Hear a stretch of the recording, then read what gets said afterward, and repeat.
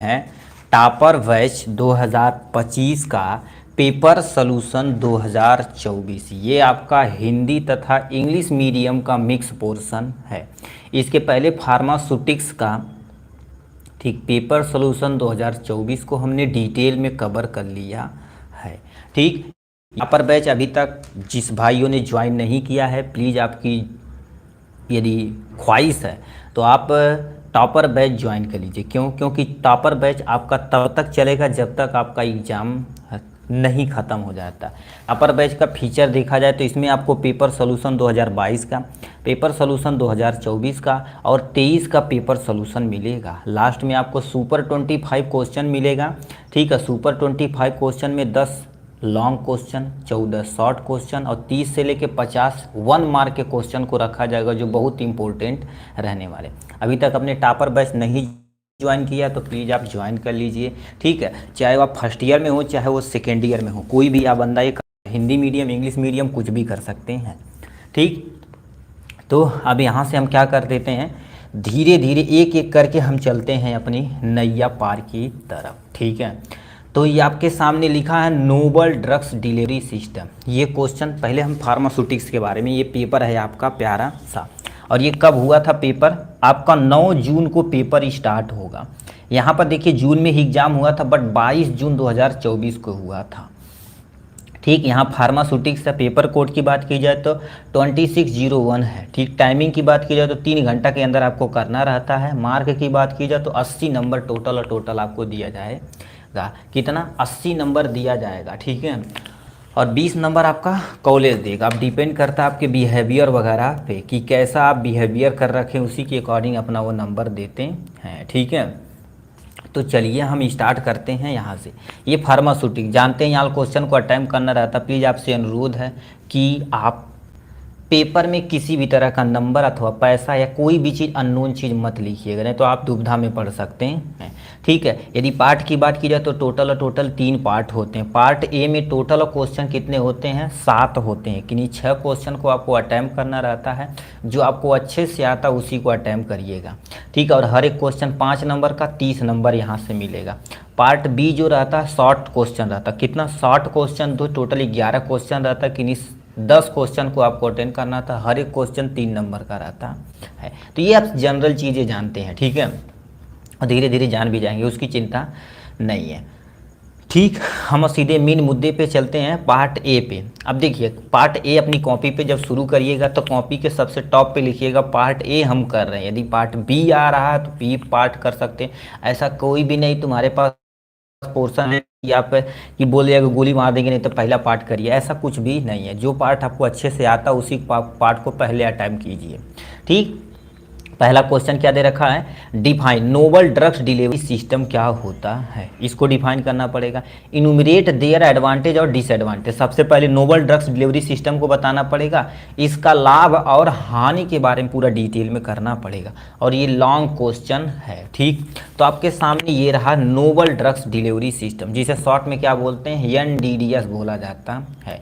इसको भी याद रखिए क्योंकि एक नंबर में कह देगा फुल नेम ऑफ NDDS, तो आप कैसे लिखेंगे? यहाँ से लिया गया है। सभी को नमस्ते। अब प्लीज़ चैट थोड़ा देर रोक दीजिए, अब केवल पढ़ना स्टार्ट कर दीजिए। ठीक है, यहाँ से अब समझिए, ध्यान से पूर्वक समझिए एकदम अच्छे तरीके से। क्या लिख रखा? Novel drugs. सुने होंगे पहले ज़माने में आयुर्वेदिक वगैरह प्रयोग किया जाता, बट अब नई नई जो दवाइयाँ आती सब नोबल ड्रग्स के अंतर्गत रखी जाती हैं। क्या लिख रखा?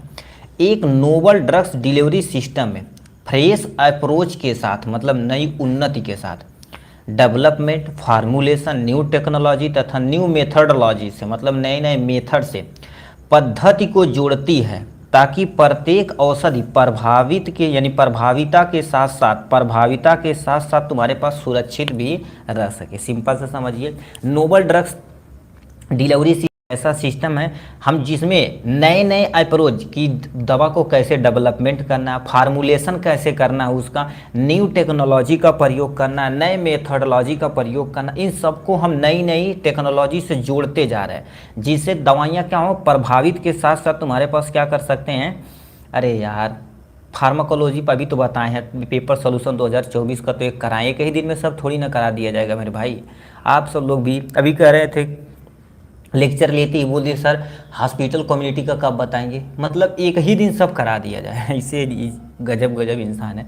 प्रभाविता के साथ साथ सुरक्षित भी रहे। ठीक, तो ये नोबल ड्रग्स डिलीवरी सिस्टम के बारे में हो रही है। नोबल ड्रग्स डिलीवरी सिस्टम में क्या होता है, कोई भी दवा को, ठीक है, कोई भी दवा को लॉन्ग हाफ लाइफ, मतलब वो लंबे समय तक हमारे शरीर में बने रहे, बेटर से बेटर, ठीक है, न्यू ड्रग्स यानी औषधि का विकास शामिल है। नोबल ड्रग्स डिलीवरी सिस्टम के अंदर दवा की सेल्फ लाइफ को देखा जाता है कि दवा बेटर है कि नहीं, ये देखा जाता है। न्यू ड्रग्स, हमें कैसे नया नया ड्रग्स बनानी है जो ज़्यादा इफेक्टिव हो और सेफ भी रहे, सब कुछ किस सिस्टम के अंतर्गत आता है, नोबल ड्रग्स डिलीवरी सिस्टम के अंतर्गत आता है। 2 पॉइंट हो गया।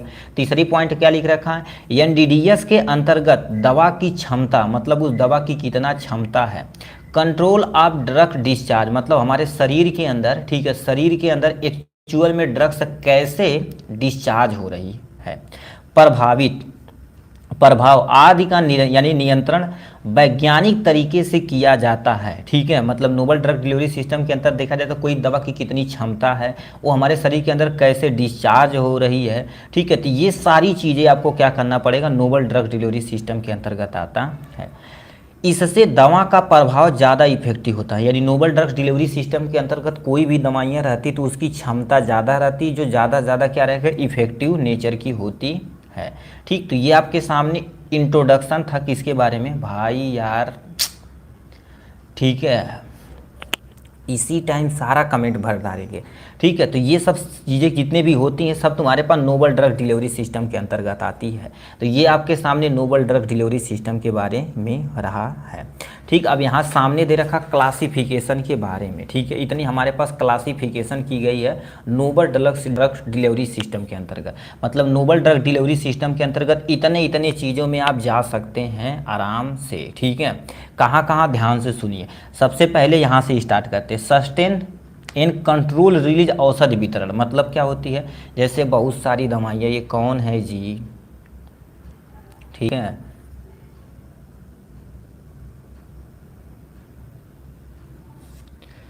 वेट करना भाई, इसी में यार सारा, मतलब जब स्टार्ट किया जाता है तो उसी में सारा सब कर देते हैं।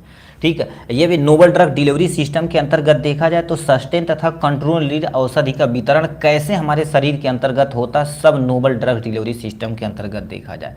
जैसे प्रेजेंट टाइम में देखा जाए तो बहुत सारी दवाइयाँ आती जिसपे एसआर लिखा होता है, जैसे पेंटाप्रोजोल डोमप्रिडोन एसआर, यानी पेंटॉप डीएसआर। एसआर होता वही सस्टेन रिलीज, मतलब हमारे शरीर के अंदर कैसे धीरे धीरे रिलीज होगी, अपने काम को लंबे समय तक मैनेज करने का काम करेगी। तो ये क्लासिफिकेशन हो गया। सूक्ष्म कैप्सूलीकरण, ठीक है, सूक्ष्म कैप्सूलीकरण क्या होता है, दवाओं को बहुत छोटा बनाया जाए और ज़्यादा इफेक्टिव बनाने का काम एनडीडीएस के अंतर्गत रखा जाता है। नेजल ड्रग डिलीवरी सिस्टम, मतलब बहुत सारी ऐसी दवाइयाँ होती हैं जो हमारे नज़ल के थ्रू हमारे शरीर के अंदर इंटर करा दी जाती है और उतना ही इफेक्टिव होती हैं। ठीक, तो ये इस सिस्टम, यानी ये भी क्या होते हैं, नोबल ड्रग डिलीवरी सिस्टम के अंतर्गत आते हैं। जैसे इनहेलर के रूप में दी जाए, गैस के रूप में जाए, मतलब किस तरह से हमारे शरीर के अंदर जाना है। इसमें मोस्टली क्या प्रयोग किया जाता है, गैसेस का प्रयोग किया जाता है।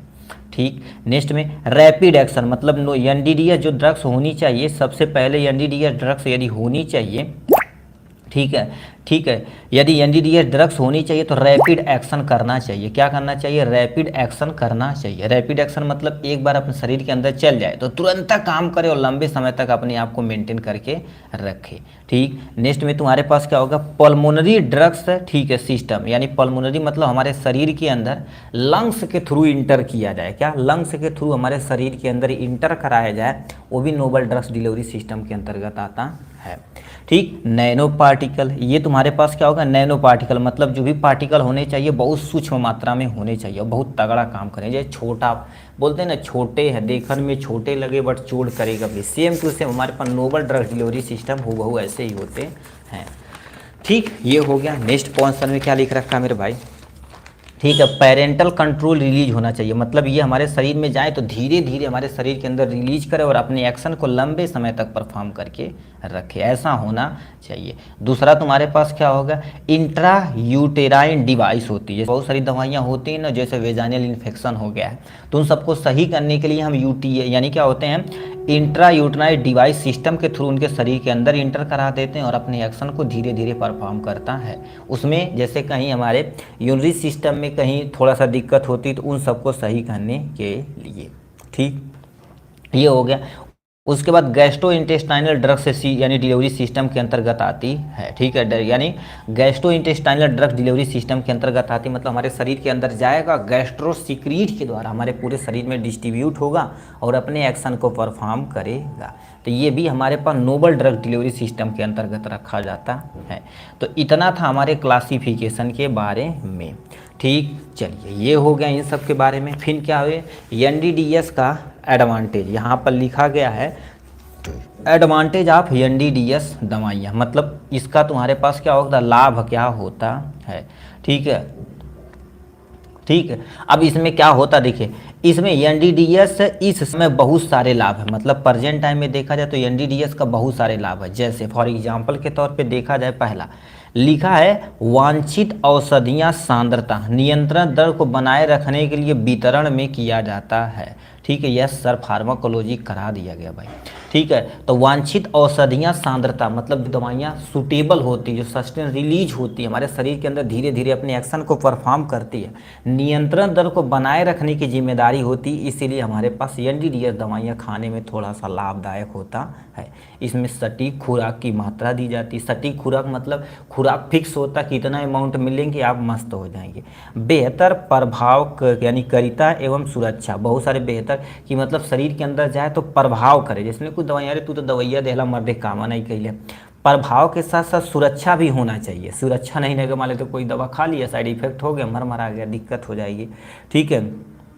तो ये तुम्हारे पास हो जाएगा, ठीक, ये हो जाएगा यहाँ से। नेक्स्ट में तुम्हारे पास क्या होगा, टारगेट अथवा स्पेसिफिक यानी खुराक के साथ औषधि के विशिष्ट वितरण होना चाहिए। कहने का मतलब हमारे शरीर के अंदर जो जाए तो अपने टारगेट साइट पे जाके और अपने एक्शन को परफॉर्म करे, उसे सही करे, ऐसा होना चाहिए। तो ये तुम्हारे पास लाभ होता है। रहन सहन के रोगियों के लिए सहायक हो, रहन सहन मतलब जो नॉर्मल लाइफ टाइम चल रहे हैं, कोई दिक्कत नहीं, दवाइयाँ खा ली अपना काम कर रहे हैं, कोई दिक्कत नहीं है, तो उन सब में क्या होता है, सहायक होना चाहिए। तो ये हमारे पास ये होता है किसके अंतर्गत, एनडीडीएस का लाभदायक होता है, लाभ होता है। अब भैया लाभ है तो किसी चीज़ का लाभ है तो हानि भी है, ठीक है। इसमें क्या होता है, एनडीडीएस का हानि, इसमें क्या होता है, निर्माता में निर्माण में ज़्यादा खर्चा। तब बताइए इतनी टेक्नोलॉजी का प्रयोग किया जाएगा तो खर्च थोड़ा सा लगभग करेगा, तो निर्माण में तुम्हारे पास खर्चा लगता है। शिक्षित एडवांस निर्माता का फुल एजुकेशन होना चाहिए, मतलब जो भी पर्सन बना रहा उसके बारे में पूरी नॉलेज होना चाहिए, नहीं तो कहीं भी थोड़ा सा मिस्टेक होगा तो सब नैनो पार्टिकल दिक्कत हो जाएगी। तो ये सब उसके बारे में फुल एजुकेशन होना चाहिए। पेशेंट एजुकेशन, पेशेंट के बारे में एजुकेशन होना चाहिए, जो पेशेंट इंटेक कर रहा तो उनके बारे में थोड़ा सा नॉलेज होना चाहिए। रख रखाव में प्रॉब्लम, मतलब इन दवाओं को, जैसे आप दवाइयाँ लाते हैं, ठीक है, हम लोग सब करते हैं क्या, जैसे पैरासीटामॉल खा लिए हैं, 2-3 टैबलेट भी ताक हम फेंक दिए, एक महीना बाद फिर बुखार आ लो तो तक हम फेंकले डाली खा ला, ऐसा नहीं होना। तो इसमें होता रख रखाव में थोड़ा सा प्रॉब्लम होती है, क्योंकि ये सब दवाइयाँ न्यूअर ड्रग्स होती हैं, तो इनके सूटेबल मात्रा में जब नहीं रखेंगे तो ये क्या हो जाएगी भाई, ख़राब हो जाएगी, ठीक। तो रख रखाव में प्रॉब्लम होती। खुराक खराब होना, खुराक खराब होना क्या होगा, जब बनाया जाता तो कईयों बार मेथड से प्रयोग किया जाता, कहीं थोड़ा सा बाई मिस्टेक हुआ तो दिक्कत हो जाएगी, तो इससे बहुत सारा खुराक खराब हो जाता है। तो ये हमारे पास पहले क्वेश्चन का फुल आंसर था। नेक्स्ट क्वेश्चन तुम्हारे पास क्या लिखा है, डिफाइन साइज रिडक्शन, मतलब साइज रिडक्शन को आपको क्या करना पड़ेगा, डिफाइन करना पड़ेगा। उसके बाद डिस्कस द ऑब्जेक्टिव, मतलब साइज रिडक्शन के एक्चुअल में उद्देश्य क्या है, इसको बताना पड़ेगा। Explain various mechanism of size reduction, मतलब बहुत सारे ऐसे मेथड होते हैं जो साइज रिडक्शन में अपना, ठीक है, मैकेनिज्म होता, उसको भी हमें एक्सप्लेन करना पड़ेगा। 3 क्वेश्चन दिया है, साइज रिडक्शन सबसे पहले बताना पड़ेगा, क्या उद्देश्य है इसके बारे में बताना पड़ेगा, अलग अलग मैकेनिज्म बताना पड़ेगा साइज रिडक्शन का। तो आप समझ गए होंगे साइज रिडक्शन क्या होता है, ठीक है। साइज रिडक्शन क्या होता है, अभी सुने होंगे कि थोड़ा सा आम लाओ यार, मिक्सर में डाल के बढ़िया से शरबत बनाओ, तब खड़े खड़े आम भी खा सकते हैं, क्यों, मिक्सिंग किए हैं। तो वो मिक्सिंग इसलिए किए कि वो पार्टिकल छोटा छोटा हो जाए, जूस बन जाए, जिससे मज़ा आए खाने में। तो उसी तरह से जो बड़े पार्टिकल को छोटा किया जाता है तो उसी प्रक्रिया को साइज रिडक्शन कहते हैं। रिडक्शन मतलब छोटा, और साइज तो आप जान ही रहे हैं, ठीक है। तो ये क्या होता है, साइज रिडक्शन वह प्रक्रिया है जिसमें किसी पदार्थ का कण के आकार को उसके छोटे आकार से महीन महीन मतलब एकदम से फाइन पाउडर में परिवर्तित करना ही साइज रिडक्शन कहलाता है। सिंपल सा क्या होता है, साइज रिडक्शन एक तरह का ऐसा प्रोसेस होता है जिसमें हम किसी भी कंपाउंड को मोस्टली सॉलिड पार्ट लिया जाता है, उसे छोटा किया जाता है, फिर उसे फाइन पार्टिकल में कन्वर्ट कर दिया जाता है। तो उसी प्रक्रिया को हम क्या बोलते हैं भैया, साइज रिडक्शन बोलते हैं। बस इतना समझिए क्या होता है, ठीक। आकार घटाने की प्रक्रिया को पिसाई कहते हैं। अब इसके लिए हमें क्या करना पड़ेगा, पिसाई करना पड़ेगा, कटाई करना पड़ेगा, छटाई, सब कुछ करना पड़ेगा, वही मैकेनिज्म है, बस इतना ही पढ़ना पड़ेगा, ठीक। तो आप समझ गए होंगे आकार घटाने की प्रक्रिया को क्या बोलते हैं, पिसाई। फॉर एग्जाम्पल साइज रिडक्शन में आप गेहूँ पिसवाने जाते हैं, तो गेहूँ लेते हैं और ले जाते हैं, वो पीस देता है। तो वो बताइए, पहले गेहूँ था, ठीक है, पहले आपके सामने क्या था बाबू, गेहूँ था, गेहूँ सिंपली पीस दिया गया, काम बन गया, पाउडर में कन्वर्ट हो गया, तो वही साइज रिडक्शन कहलाता है। एक्चुअल में इसमें होता क्या आपको बताते हैं। ये मान लेते हैं आपके सामने एक लार्ज पार्टिकल है, ठीक है, ये आपके सामने लार्ज पार्टिकल है, ठीक है, ये आपके सामने क्या हो गया, बड़े पार्टिकल है, यानी लार्ज पार्टिकल है, ठीक है, ये आपके सामने मान लेते हैं लार्ज पार्टिकल। इस पे हम क्या करेंगे, इसे ब्रेक करेंगे, ब्रेक मतलब हम तोड़ेंगे, क्या कर देंगे बाबू, ब्रेक करेंगे, तोड़ देंगे। तो इसे छोटे छोटे पार्टिकल में मान लेते हैं हमने कन्वर्ट कर दिया, ठीक है, छोटे छोटे पार्टिकल में कन्वर्ट कर दिया। फिर इसे हम क्रश करेंगे, क्रश किसी भी द्वारा, जैसे हम क्रश करेंगे, ठीक है, ये तुम्हारे पास क्या हो जाएगा, क्रश हो जाएगा, ठीक है। जब क्रश कर देंगे तो छोटे छोटे बहुत छोटे छोटे फाइन पार्टिकल में कन्वर्ट हो जाएगा। इसी प्रक्रिया को हम साइज रिडक्शन बोला जाता है। तो ये हो गई परिभाषा। नेक्स्ट पॉइंट में क्या लिख रखा है, ठीक है, पदार्थ के प्रयोग के आधार पर कण आकार के घटाने में दो विधियां होती हैं। मतलब पदार्थ को देखा जाए तो उनके आधार पर देखा जाए तो उनके कण को छोटे छोटे कण कन्वर्ट करने में, जो साइज रिडक्शन करने में दो विधियां होती हैं। सबसे पहले पिसाई अथवा कटाई विधि, जिसे हम ग्राइंडिंग एंड कटिंग विधि बोलते हैं। पाइसीकरण मतलब इमल्सिफिकेशन की, ये चीज़ें मोस्टली लिक्विड के लिए प्रयोग किया जाता है, ठीक है। किसके लिए प्रयोग किया जाता है, लिक्विड के लिए प्रयोग किया जाता है, और ये सॉलिड के लिए प्रयोग किया जाता है। तो इसमें थोड़ा सा लिख देते हैं, यह प्रक्रिया, ठीक है, यह प्रक्रिया, ठीक है, यह प्रक्रिया सॉलिड पार्टिकल के लिए प्रयोग किया जाता है, सॉलिड मटेरियल के लिए, ठीक है, सॉलिड मटेरियल के लिए, ठीक है, सॉलिड मटेरियल के लिए प्रयोग किया जाता है, ठीक है, ये किया जाता है। आपको ऐसे ह्यूबहू सेम टू सेम एग्जाम में लिखना है, ठीक है। ये देखा जाए तो ये सॉलिड पार्टिकल के लिए प्रयोग किया जाता है, ठीक, ये हो गया। इसे हम सॉलिड फेज भी बोल देते हैं, चलो हम लिख देते हैं सॉलिड फेज इसे बोला जाता है, ठीक है। इतना भी लिख देंगे तभी वो टीचर समझ जाता है सॉलिड फेज के लिए प्रयोग किया जाता, ठीक है। यह प्रक्रिया मतलब इमल्सिफिकेशन देखा जाए, यह प्रक्रिया लिक्विड है, ये तुम्हारे पास क्या होगा, यह प्रक्रिया लिक्विड मटेरियल, ठीक है, मटेरियल को, ठीक है, लिक्विड मटेरियल को छोटे, सिंपल से लिख देते हैं, के लिए प्रयोग किया जाता है, के लिए प्रयोग, ठीक है, प्रयोग किया जाता है, ठीक है, प्रयोग किया जाता है। तो आपके सामने ये हो गया, इसको हम क्या बोलते हैं, लिक्विड फेज बोला जाता है। क्या बोलते हैं बाबू, लिक्विड फेज बोला जाता है, जो आपके सामने दिया गया है। ये दो तरह के आपके सामने हो चुके हैं, ठीक। ये तो हो गया साइज रिडक्शन के बारे में। अब क्या उद्देश्य है भैया, काहे तू साइज रिडक्शन करला। जैसे अभी घर पे अपन माता बोलेंगे चटनी पीस के लाओ, वैसे भी काट के दे सकते हैं, अच्छा लाई मरचा आई, लहसुन आई, धनिया आई, खा ला, ठीक, तो पिटाई हो जाएगी। तो छोटा कर दिया जाता तो सब चीज़ अच्छे से मिक्स हो जाता, जिससे खाने में मज़ा आता। उसी तरह से दवाइयाँ बनाने में, ठीक, दवाइयाँ। अब याद रखना भाई, साइज रिडक्शन और मिक्सिंग, ये सब चीज़ आप फार्मास्यूटिकल कंपनियों में जाएंगे ना, थोड़ा सा मिस्टेक कर देंगे तो आपकी कंपनी डूब जाएगी, ठीक है। तो ये सब बड़ी अच्छी चीज़ें होती हैं। क्या लिख रखा है, ध्यान से सुनिए।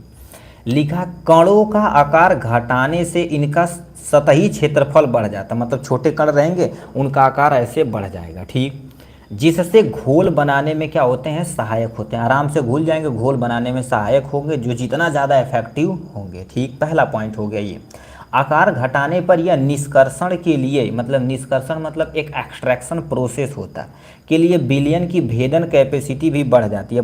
अब इसका मतलब समझिए, यानी आकार घटाने पर, अभी जैसे फॉर एग्जांपल निष्कर्षण मतलब समझिए, फॉर एग्जांपल आपके सामने कोई एलोवेरा दे दिया जाए, तो एलोवेरा का जूस निकालने के लिए क्या करना पड़ेगा, उसका जो मेन केमिकल कॉन्सेंट्रेट निकालने के लिए जो प्रक्रिया की जाती है उसी को हम क्या बोलते हैं, निष्कर्षण यानी एक्सट्रैक्शन प्रोसेस बोलते हैं। अब बताओ, जितने छोटे पार्टिकल रहेंगे उतने ज़्यादा निष्कर्षण प्रक्रिया होगी, विलयन बनेगा, आराम से तुम निकाल सकते। तो वही लिखा, आकार घटाने पर या निष्कर्षण के लिए विलयन की भेदन कैपेसिटी क्या हो जाती है, बढ़ जाती है। ठीक, नेक्स्ट पॉइंट, आकार घटाने से जैसे अंटमेंट हो गया, पेस्ट हो गया, क्रीम आदि बनाने में सहायक होता है। जैसे फॉर एग्जांपल मान लेते हैं आप क्रीम लगा रहे हैं, जैसे फेयर लवली आप मान लेते लगा रहे हैं या लगा रही हैं, तो आप उसमें दाना इतना इतना रहे, ठीक है, साइज रिडक्शन कार्बन ही सही से किया तो लगाएंगे तो यहाँ ज़्यादा हो जाएगा, यहाँ कम हो जाएगा, चितकावरा टाइप में हो जाएंगे तो दिक्कत हो जाएगी।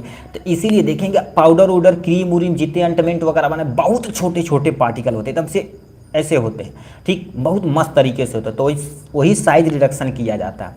तो साइज रिडक्शन ये लिखा, आकार घटाने से अंटमेंट पेस्ट क्रीम आदि बनाने में सहायक होते हैं। ठीक, मिक्सिंग में आसानी होती है, मिक्स करने में आसानी होती है। जैसे क्रीम अभी लिए, कोई भी क्रीम लिए तो देखेंगे 2-3 केमिकल मिक्स होता। अब बताओ, छोटे छोटे पार्टिकल नहीं रहेंगे सही से, आप मिक्सर नहीं कर पाएंगे तो मिक्सिंग नहीं सही हो पाएगी, दवाइयाँ नहीं सही हो पाएगी। तो मिक्सिंग करने में क्या होती है, आसानी होती, इसीलिए साइज रिडक्शन किया जाता है। तो ये आपके सामने हो गया दूसरा पॉइंट। ठीक है, अब इधर एक 2-4 क्वेश्चन अच्छे तरीके से, अब थोड़ा सा हमारी भाषा जब समझने लगेंगे आप तो हम स्पीड चलने लगेंगे। ठीक, मैकेनिज्म ऑफ साइज रिडक्शन यानी आकार घटाने की क्रिया विधि। सबसे पहले दे रखा कटाई विधि, कटाई मतलब कटिंग विधि। इसमें क्या कर देते हैं, कटिंग। अब थोड़ा सा तेजी से चलते हैं। कटिंग विधि में पदार्थ को तेज धार ब्लेड की सहायता से काटा जाता है, जैसे कटर मिल, अभी आप पढ़े होंगे, आपके सिलेबस में होगा कटर मिल, उसको पढ़े होंगे। तो कटर मिल यानी कटिंग में प्रयोग किया जाता है। दूसरी मैकेनिज्म जिसे हम कंप्रेशन विधि कहते हैं, जिसे हम संपीड़न, कंप्रेशन मतलब दबाव के द्वारा तोड़ा जाता है। तो इसमें लिखेंगे कंप्रेशन विधि में पदार्थ को दाब डाला जाता है, जिससे पदार्थ क्रश हो जाता है। क्रश मतलब छोटे छोटे टुकड़ों में कन्वर्ट हो जाता है, ठीक है, छोटे छोटे टुकड़ों में बदल जाता है। इसके लिए आपको प्रयोग करना पड़ेगा रोलर मिल। क्या करना पड़ेगा, रोलर मिल प्रयोग करना पड़ेगा। ये हो जाएगा यहाँ से। इम्पैक्ट मतलब टकराना विधि, टकराव विधि, जैसे 2-3 मटेरियल लिए एक कम टकरवा रहे हैं, ठीक, तो उसमें होता है। तो इसमें क्या होता है, इम्पैक्ट विधि में पदार्थ को स्थिर रखा जाता है, पदार्थ को स्थिर रखा जाता है। इसी पे जैसे यहाँ पर रख लिए, अब इसको हथौड़ी मारेंगे तो ये अपने आप टूट जाएगा। तो वही लिख रखा, इम्पैक्ट विधि में पदार्थ को स्थिर रखा जाता और एक घूमती हुई वस्तु तेजी से पदार्थ को टक्कर मारती है और पदार्थ क्या हो जाता है, बारीक हो जाता है। जैसे हैमर मिल, इसमें हैमर मिल आता है। हैमर मिल में क्या होता है, ऐसे चक्की होती है तो उसी पे, अब तुम समझो ये स्थिर है, वही लिखा ना, पदार्थ स्थिर, ये आपसे हमने स्थिर हथौड़ी लिए, अब इसको धड़ धड़ धड़ धड़ जब मारेंगे तो ये टूट जाएगा। तो इसी प्रक्रिया को इम्पैक्ट बोलते हैं, जो हैमर मिल इसी पे काम करता है। अब ये जो छोटी छोटी इन्फॉर्मेशन लिखी है ना, कहेगा हैमर मिल किस सिद्धांत पे काम करता है, इम्पैक्ट, रोलर मिल कंप्रेशन है, कटर यानी कटर मिल कटिंग। तो ये सब चीज़ें आपको थोड़ा थोड़ा याद रखना पड़ेगा। ठीक, ये हो गया। यानी लिखा है अट्रैक्शन, जिसे हम अघर्षण बोलते हैं, घर्षण मतलब रगड़ाव विधि, ठीक है, रगड़ाव विधि होती है। तो इसमें क्या होती है, इस विधि में पदार्थ तथा मशीन दोनों एक दूसरे के सापेक्ष चलती और पदार्थ छोटे छोटे टुकड़ों में परिवर्तित हो जाते हैं, इसी को अघर्षण विधि बोलते हैं। इसमें तुम्हारे पास कोलाइड मिल हो जाएगा, रोलर मिल इसका एग्जाम्पल हो जाएगा। ठीक, ये हो गया इनके बारे में। अब कौन कौन से ऐसे फैक्टर हैं, ठीक है, ऐसे कौन कौन से फैक्टर हैं जो हमारे साइज रिडक्शन को कम करते हैं भैया, ख़राब करते हैं। तो इसमें सबसे पहले तुम्हारे पास क्या आ जाता है, थोड़ा फास्ट बताइए। यस सर, अभी स्पीड आप पकड़िए, हमारा स्पीड चलने वाला भाई, ठीक है, वो हम जानते हैं कि हमें एटलीस्ट 1.5 से 2 घंटे के अंदर ख़त्म करना, उसकी चिंता न करिए आप। ठीक, आकार घटाने को प्रभावित करने वाले कारक। अब बताओ कोई तुम तोड़ोगे, अभी फॉर एग्जांपल जैसे मान लेते हैं आपको दे दिया जाए क्या, गेहूँ, और थोड़ा सा चिपचिपा रहे, सही से होबा नहीं करे या पत्थर दे दिया जाए तो आप पीसी नहीं पाएंगे। तो ऐसे ये सब प्रभावित वाले कारण है जो साइज रिडक्शन में कमी करते हैं। तो लिखा टफनेस, कठोरता, वो कोई मटेरियल बहुत कठोर रहेगा मशीन ये नहीं तोड़ पाएगी तो दिक्कत हो जाएगी। हार्डनेस, कोई बहुत ज़्यादा दृढ़ रहे। स्टिकीनेस, कोई चीज़ चिपचिपाहट रहे, सही से पीसी नहीं पाएगा। मॉइस्चर, जैसे नमी रहे, जैसे अभी गेहूँ में नमी रहे, ये सब हो रहेगा तो हमारे पास मशीनियाँ सही से नहीं तोड़ पाएगी। मतलब ये सब होने के कारण से साइज रिडक्शन में थोड़ा सा फर्क पड़ता है। तो ये था आपका सेकेंड क्वेश्चन का पूरा डिटेल में, ठीक है। क्वेश्चन नंबर तुम्हारे पास क्या हो जाता है भैया, थर्ड आता है, ठीक है। आपके पास सामने क्वेश्चन नंबर थर्ड आता है। क्वेश्चन नंबर थर्ड में क्या पूछा है, डिफाइन मिक्सिंग। मिक्सिंग के आपको क्या करना पड़ेगा, डिफाइन करना पड़ेगा। और आपको बता देना चाहते हैं, डिफाइन अच्छे तरीके से एक्सप्लेन करिएगा। Discuss the objective of mixing, यानी मिक्सिंग का क्या उद्देश्य है। उसके बाद 60 note on colloid mill, colloid mill पे आपको 60 नोट लिखना पड़ेगा, ठीक। तो चलिए हम इसको चलते हैं, आपके सामने देखते हैं, ठीक। बहुत सारे भाई कमेंट में लिख रहे हैं सर नोट कैसे मिलेगा। देखिए, इस सब्जेक्ट का आपको नोट यदि चाहिए, ठीक है, पेपर सोल्यूशन यदि चाहिए, पर सब्जेक्ट याद ही रखना, पर सब्जेक्ट कितना रुपए रखा गया, 25 रुपीज़ रखा गया। पर सब्जेक्ट 25 रुपीज़ रखा गया। आप लिंक में हमारा नंबर रहेगा, वहाँ से आप पेमेंट करके व्हाट्सएप पे इसका PDF मंगा के आराम से पढ़ सकते हैं।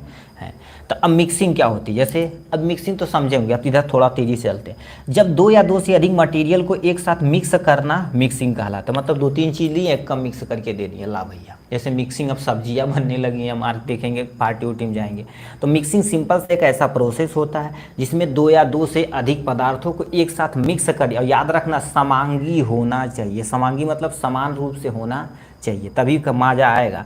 तो लिखा किसी 2 या 2 से अधिक मटेरियल को एक साथ मिक्स करना ही क्या कहलाता है, मिक्सिंग कहलाता है, ठीक। नेक्स्ट में क्या लिखा, मिक्सिंग में ठोस कामा तरल कामा गैसों का मिश्रण हो सकता है। मिक्सिंग में किसी चीज़ का मिश्रण हो सकता है। जैसे भी दवाइयाँ होती है ना, तो देखेंगे 3-4 कोई लिक्विड में पाई जाती है, कोई सॉलिड में पाई जाती है, उसे मिक्स करके हमें दवाइयाँ बनानी है।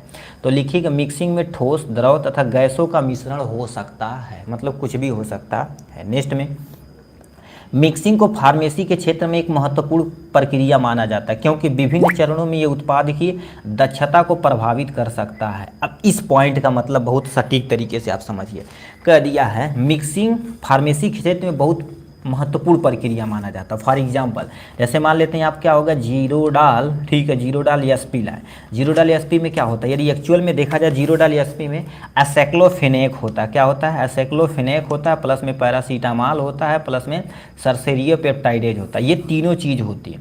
अब बताओ, तीनों को अच्छे तरीके से न मिक्स किए जाए तो ये मान लेते टैबलेट है, तो टैबलेट का मान लेते ये हिस्सा खार है, तब भी तीनों चीज़ समान मात्रा में पाई जाती है। इतना खा रहे हैं तब भी समान मात्रा में पाई जा रही है, यहाँ पर समान मात्रा में पाई जा रही। अब बताओ, सही से न मिक्सिंग हो तो आधा टैबलेट खा रहे हैं, तो इसमें मान लेते हैं पैरासीटामॉल और सरसेरियोपेप्टाइड ज़्यादा है, असाइक्लोफेनेक है ये नहीं, तो दिक्कत हो जाएगी। तो इसीलिए मिक्सिंग अच्छे तरीके से की जाएगी तो अच्छे तरीके से कहीं से भी आप उठा के खाएंगे तो कोई टेंशन नहीं रही। जैसे चाय हो गया, अब चाय का तुम ऊपर से खाओ नीचे से पियो, कोई टेंशन नहीं है। तो ही लिखा है, पहला पॉइंट बहुत ज़रूरी है। मिक्सिंग को फार्मेसी के क्षेत्र में बहुत महत्वपूर्ण प्रक्रिया माना जाता है, जो विभिन्न चरणों में दक्षता को प्रभावित करता है, ठीक है। ये हो जाएगा इनके बारे में। अब एक्चुअल में होता क्या, फॉर एग्जांपल में मान लेते तुम्हारे पास कोई ए कंपाउंड है जिसे हम ब्लैक पेन से दिखाते हैं, आपके सामने ब्लैक पेन से दिखाते हैं, ठीक है, ब्लैक पेन से दिखाते हैं। प्लस में एक बी कंपाउंड है, इसको हम क्या कर देते, थोड़ा सा ये पूरे हमने डार्क कर दिया, इसको थोड़ा सा सर्कल कर दिया, ठीक है, सर्कल कर दिया है। अब इनको हम क्या करेंगे, मिक्स करेंगे तो ए बी बनेगा। क्या बनेगा, ए बी बनेगा। ये हो गया, ये हो गया, ये हो गया, ये हो गया। अब इनको यदि मिक्स करोगे तो यूनिफॉर्मली होना चाहिए, पता ही ना चलना चाहिए इसमें ए बी कैसे मिलाया गया है, ठीक है, तो वही बोला गया है। नेक्स्ट में ऑब्जेक्टिव ऑफ मिक्सिंग, यानी मिक्सिंग को प्रभावित करने वाले कौन कौन से, यानी ऑब्जेक्टिव आपको क्या उद्देश्य है, बताओ। कोई चीज़ मिक्स क्यों काहे करते हैं, जैसे अभी चाय आपकी मोम बनाती है, मम्मी बनाती है तो उसमें अदरक हो गया, लहसुन कैसे डालेंगे जी, ठीक है, अदरक हो गया, और जितने भी मटेरियल होते, चीनी हो गया, चाय पत्ती हो गया, दूध हो गया, ये सब अच्छे तरीके से मिक्स करेंगे। बताओ, सही से तुम मिक्सर नहीं करोगे तो दिक्कत हो जाए ये, ठीक, तो सब बहुत सारी दिक्कतें हो जाएंगी। तो ये उद्देश्य क्या क्या हो सकती है, केमिकल रिएक्शन को बढ़ावा देने का पहला उद्देश्य होता है। तो यदि अच्छे तरीके से मिक्सिंग रहेगी तो केमिकल रिएक्शन बढ़िया से होगा। तो लिखा है केमिकल रिएक्शन बढ़ाना, ठीक है, बढ़ावा देना, मिक्सिंग की जाती है, पहला उद्देश्य। दूसरा, फिजिकल मिक्सचर, ठोस द्रव गैस का मिश्रण समान होना चाहिए, मतलब चाहे वो ठोस हो चाहे वो द्रव हो, दोनों का क्या होगा, मिश्रण समान होना चाहिए। ठीक। अचीव डिप्रेशन मतलब तुम्हारे लिखा निक्षेपण प्राप्त करना चाहिए, मतलब जो भी तुम्हारे पास बना रहे उद्देश्य, मतलब हमें ऐसा अचीव होना चाहिए, डिप्रेशन कोई देख ही नहीं पाए एक्चुअल में क्या क्या चीज़ मिलाया गया कि नहीं, हई अलग ही लौकता हई अलग, ऐसा नहीं होना चाहिए। ट्रू बिलियन प्राप्त होना चाहिए, जैसे ट्रू बिलियन, जैसे अभी मान लेते चाय बनाए तो चाय मतलब दे दिया जाए तो देख के नहीं बता पाएंगे आप एक्चुअल में क्या क्या इसमें मिलाया गया है, पूरा बढ़िया से मिक्स होता। बिले तथा बिलाय के एक समान रूप से घुलना चाहिए। बिले मतलब उसमें जो घोल आ जाता है, जैसे पानी और चीनी अच्छे से घोल देंगे तो अपन ठीक है, नीचे तली उली में नहीं बैठना चाहिए, पूरी मिक्सिंग कर देंगे। ठीक, तो बिले बिलाय के एक समान घुलना चाहिए। दूसरा, डोजेज फार्म को बढ़ावा देना है, अच्छे तरीके से मिक्सिंग रहेगी, जो अभी एग्जाम्पल बताए हैं पैरासीटामॉल वाला, तो यहाँ पर एक्सप्लेन कर सकते हैं। दवा को दिखावट को बढ़ाना, दवा अच्छे तरीके से मिक्सिंग रहेगी तो उतने अच्छे तरीके से काम होगा। तो ये उद्देश्य था यहाँ से। कौन कौन से ऐसे फैक्टर हैं, ठीक है, कौन कौन से ऐसे फैक्टर जो मिक्सिंग को प्रभावित कर सकते हैं। कण का घनत्व, घनत्व मतलब क्या होगा, जैसे ठोस द्रव गैस कुछ ऐसे होते हैं जो बहुत नज़दीक होते हैं, पार्टिकल को घुसने ही नहीं देंगे, तो कण की घनत्व पर भी निर्भर करता है, पार्टिकल के आकार पर भी निर्भर करता है, ये कोई छोटा है कोई बड़ा है। ठीक है, तो बड़े पार्टिकल नहीं घुल पाते, जो समान रूप से रहेगा तो बढ़िया से घुलेगा, तो पार्टिकल के साइज पर भी निर्भर करता है। पार्टिकल के ऊपर आवेश यानी धन है कि ऋण है। अब देखेंगे, पढ़े होंगे छोटे क्लास में, एक पॉजिटिव है एक तुम्हारे पास निगेटिव, इन दोनों को तुम्हें बाइंड करना है। ठीक है, तो पॉजिटिव निगेटिव आराम से बाइंड हो जाएंगे, पॉजिटिव रहेगा और ये पॉजिटिव रहेगा तो दूसरे से भागेंगे, मिक्सिंग नहीं हो पाएंगे, तो उनके ऊपर जो आवेश होता है ये भी निर्भर करता है। पदार्थ का अनुपात, पदार्थ का अनुपात मतलब जैसे मान लेते कोई एक बिलियन बना रहे हैं, ठीक, तो इसमें बोलते हैं अच्छा 10 ml ये मार दिए, 20 ml ये मार दिए, 30 ml ये, 10 ml ये, तो ऐसे मिक्सिंग करते लगभग समान रूप से होता। अब मान लेते तुम्हारे पास 2 किलो है, 1 पाव है या 50 ग्राम है, तो कुछ मिक्सिंग मज़ा नहीं आएगा, तो उनका अनुपात भी, अनुपात मतलब रेशियो भी निर्भर करता है। तो ये सामने मिक्सिंग हो गया। मिक्सिंग में क्या क्या चीज़ लिखेंगे, मान लेते शॉर्ट नोट में आए मिक्सिंग पे, तो मिक्सिंग की डिफिनेशन लिखेंगे, थोड़ा सा इंट्रोडक्शन, क्या उद्देश्य है मिक्सिंग का ये, और कौन कौन से ऐसे फैक्टर है जो मिक्सिंग को इफेक्ट कर सकते हैं। ठीक, उसके बाद हमसे क्वेश्चन में कहा कोलाइड देखा जाए, कोलाइडल मिल भी देखा जाए तो तुम्हारे पास पार्टिकल साइज को छोटा जो होता है उसे मिक्स करने का काम होता है, बस इतना समझिए, ये होता है कोलाइड मिलियल। कोलाइडल मिलियल का उपयोग को छोटा करने के लिए उपयोग में लाया जाता है, जैसे कोलाइड कोई जितना पार्टिकल छोटा रहेगा उतने अच्छे से मिक्स होगा, तो कोलाइडल मिलियल का उपयोग, ठीक है, मिल का उपयोग पार्टिकल साइज को छोटा करने के लिए उपयोग में लाया जाता है। ये पहला पॉइंट हो गया आपके बारे में। दूसरा, यह फार्मास्यूटिकल इंग्रेडिएंट लिक्विड में उपस्थित, यानी कोई फार्मास्यूटिकल इंग्रेडिएंट है लिक्विड में उपस्थित सॉलिड पार्टिकल को छोटा करने के लिए प्रयोग किया जाता है। कहने का मतलब कोई लिक्विड लिए उसमें जो सॉलिड पार्टिकल है उसको छोटा करने के लिए हम कोलाइडल मिल का प्रयोग करते हैं। नेक्स्ट में क्या लिखा, पार्टिकल साइज को रिड्यूज करने पर एंड प्रोडक्ट अधिक स्टेबल हो जाता। अब बताओ, जितनी साइज छोटा रहेगा, अभी साइज डायरेक्शन में देखेंगे, साइज जितना छोटा रहेगा हमारा जो भी प्रोडक्ट रहेगा बढ़िया तरीके से स्टेबल रहेगा। तो ये कोलाइड मिलियल के बारे में, इंट्रोडक्शन के बारे में हो गया। निर्माता थोड़ा सा, अब इसके लिए तुम्हारे पास ये और ये पढ़ने से पहले आपको डायग्राम थोड़ा सा देखना पड़ेगा। तो ये आपके सामने प्यारा सा कोलाइडल मिलियल का आपके पास डायग्राम, ये आपके सामने हॉपर है, इसी में मटेरियल को रखा जाता है, कोई भी मटेरियल हो यहाँ पर रख दिया जाता। अब इस डोंगा के थ्रू यहाँ पर जाता और ये बेल्ट के द्वारा, ये यहाँ पर बेल्ट होता है, इस बेल्ट के द्वारा इसे बहुत तेज रोटेट किया जाता है। देखिए ये सामने लिखा रोटेट, ऐसे किया रोटेट होता है। तो ये जो लगाया गया है एक्चुअल में ये वाला जो पोर्शन है ये आपका तगड़ा बेल्ट होता जो स्टील का होता, क्या होता बाबू, स्टील का होता है। इसी से रगड़ के, ठीक है, इसी से रगड़ के पार्टिकल को क्या कर दिया जाता है भाई, छोटा कर दिया जाता है, बहुत सटीक काम करता है। ठीक है, ठीक है, ये छोटा कर दिया जाता है। ये आपके सामने हॉपर मतलब डोंगा, रोटेटर मतलब ये रोटेट करेगा, स्टेटर मतलब ये स्थिर रहेगा, आउटलेट मतलब बनने के बाद कोई भी चीज़ यहाँ से आराम से क्या हो जाएगा, यहाँ पर रिसीवर रखा रहेगा, यहाँ से आपका प्राप्त हो जाएगा। कंस्ट्रक्शन में बते ही यही आपको लिखना पड़ेगा। ठीक है, तो लिखा है सबसे पहले मटेरियल को हॉपर यानी डोंगा में डाला जाएगा। ठीक, कोलाइडल मिलियल और मोटर स्टेयर को उपयोग करके सियरिंग फोर्स द्वारा, याद रखना किस फोर्स द्वारा, सियरिंग फोर्स लगाकर, मतलब ऐसे जैसे चलता ना तो ऐसे ऐसे बहुत तेज घनघनाहट के साथ और रोटेट करता तेजी। ठीक है, सियरिंग फोर्स मतलब बहुत तेज रोटेट करता, घनघनाता है, लगाकर पार्टिकल साइज को रिड्यूज कर दिया जाता है। इसकी स्पीड देखा जाए तो 3000 से लगभग 20,000 RPM होती है। तुम सोच सकते हो कितना स्पीड से चलता है। है। ठीक है, मोटर को रोटेट करने के लिए बेल्ट लगा होता है, अभी बोले हैं मोटर उसके बगल में लगा होता, मोटर हम आपको दिखाए नहीं, उसमें ज़्यादा कॉम्प्लेक्स हम नहीं बनाए हैं। ठीक है, वो रोटेट करता, जो बेल्ट की सहायता से रोटेट करता, अपने काम करना स्टार्ट कर देता है। ठीक, अब यहाँ पर सिद्धांत, यहाँ पर आपको डायग्राम बनाना पड़ेगा। जब आपको नोट देंगे, ठीक है, जब आप नोट खरीदिएगा तो उसमें हम आपको क्या कर देंगे, यहाँ पूरा अच्छे तरह से PDF फॉर्म में देंगे। अब कोई पूछेगा सर इसका सिद्धांत थोड़ा सा बता दीजिए। इसका एक्चुअल में सिद्धांत होता है शियरिंग फोर्स होता है। क्या होता है? शियरिंग फोर्स पे काम करता है, शियरिंग फोर्स पे काम करता है। ठीक, तो यहाँ आप क्या कर देंगे, फुल स्टॉप, बड़ी सटीक यहाँ से लिख दीजिए। एग्जाम्पल पूछ सकता है, कोलाइडल मिलियल किस सिद्धांत पे काम करता है? शियरिंग फोर्स पर काम करता है। अब यहाँ से हमारे पास थोड़ा सा देख लेते हैं एडवांटेज ऑफ कोलाइडल मिल और डिसएडवांटेज ऑफ कोलाइडल मिल, यानी कोलाइडल मिलियल का फायदा और नुकसान के बारे में। दूसरा, ये आवाज़ कम करता है, बहुत आराम से चल देता है। ठीक, मशीन स्वयं चलाया जा सकता, कोई भी बंदा आराम से चला सकता है। किसी प्रेशर की ज़रूरत नहीं होती है। ठीक है, केवल रोटेशन की ज़रूरत होती है, मोटर तगड़ा चाहिए। ठीक, बट ये क्या कर देता है, ये फाइन नहीं ग्राइंड करता, मतलब बहुत छोटे पार्टिकल होते हैं ना, उसको ये नहीं कर पाता, इसके लिए बहुत सारी मीलें होती हैं, उसको करती हैं। No wide use in solid, मतलब बड़े बड़े टुकड़े आप इसमें नहीं प्रयोग कर सकते। इतनी स्पीड है, बड़ा टुकड़ा जाएगा तो उसे तोड़ने में ज़्यादा टाइम लग जाएगा ना, मारेगा ब्लेटवर टूट जाएगा। ठीक, तो दिक्कत हो जाएगी। उपयोग कहाँ कर सकते हैं? द्रव में उपस्थित सॉलिड पार्टिकल को, ठीक है, रिड्यूज करने के लिए हम क्या कर देते हैं, कोलाइड मिल का प्रयोग करते हैं। ठीक, तो ये हो गया आपके सामने। यहाँ से नेक्स्ट क्वेश्चन क्या दे रखा है उसको देखते हैं। ठीक है, इसको पलट देते हैं। नेक्स्ट क्वेश्चन क्या दे रखा है यहाँ से समझते हैं। नेक्स्ट क्वेश्चन हमसे क्या पूछा है, English various distillation process and describe various fractional column क्या होता है। तो इसको सबसे समझना पड़ेगा हमें वेरियस। ठीक है, यानी distillation, actual distillation process actual में क्या होता है, इसको देखना पड़ेगा। डिस्टिलेशन मतलब जैसे अभी पानी और शराब मिला दिया जाए तो आपको गर्म करके उसे अलग करना है, तो उसी प्रोसेस को क्या बोलते हैं, डिस्टिलेशन। उसको पूरा देखना है। और इसमें एक मेथड होता है जिसे हम फ्रैक्शनल कॉलम बोलते हैं, इसको भी हमें पूरा डिटेल में देखना पड़ेगा।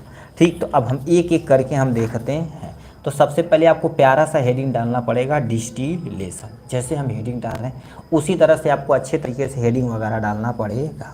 क्या लिख रखा, डिस्टिलेशन दो अलग अलग बॉइलिंग पॉइंट, बॉइलिंग मतलब कुछ जैसे टेम्परेचर, जैसे पानी 100 डिग्री सेल्सियस पे खौल जाता है, खौलना मतलब बॉइलिंग होता है। ठीक है, तो वही लिखा, डिस्टिलेशन दो अलग अलग बॉइलिंग पॉइंट के कंपोनेंट के मिक्सचर को उनके तापमान के आधार पर अलग अलग, ठीक है, अलग करना ही डिस्टिलेशन कहलाता है। मतलब कोई दो चीज़ लेना है, उनकी बॉइलिंग पॉइंट क्या होनी चाहिए, अलग अलग होनी चाहिए। मिक्स हो गया है, अब उनको अलग करना है तो उनके बॉइलिंग पॉइंट के आधार पर ताप देकर उन्हें अलग अलग करने की प्रक्रिया को ही क्या बोला जाता है, डिस्टिलेशन बोला जाता है। ये इतना समझिए, फिर डायग्राम समझिए तो बहुत आप अच्छे तरीके से समझेंगे। ये आपके सामने देखिए प्यारा सा डायग्राम है। ठीक है, ये आपके सामने प्यारा सा डायग्राम है, इसको आप ध्यान से सुनिए।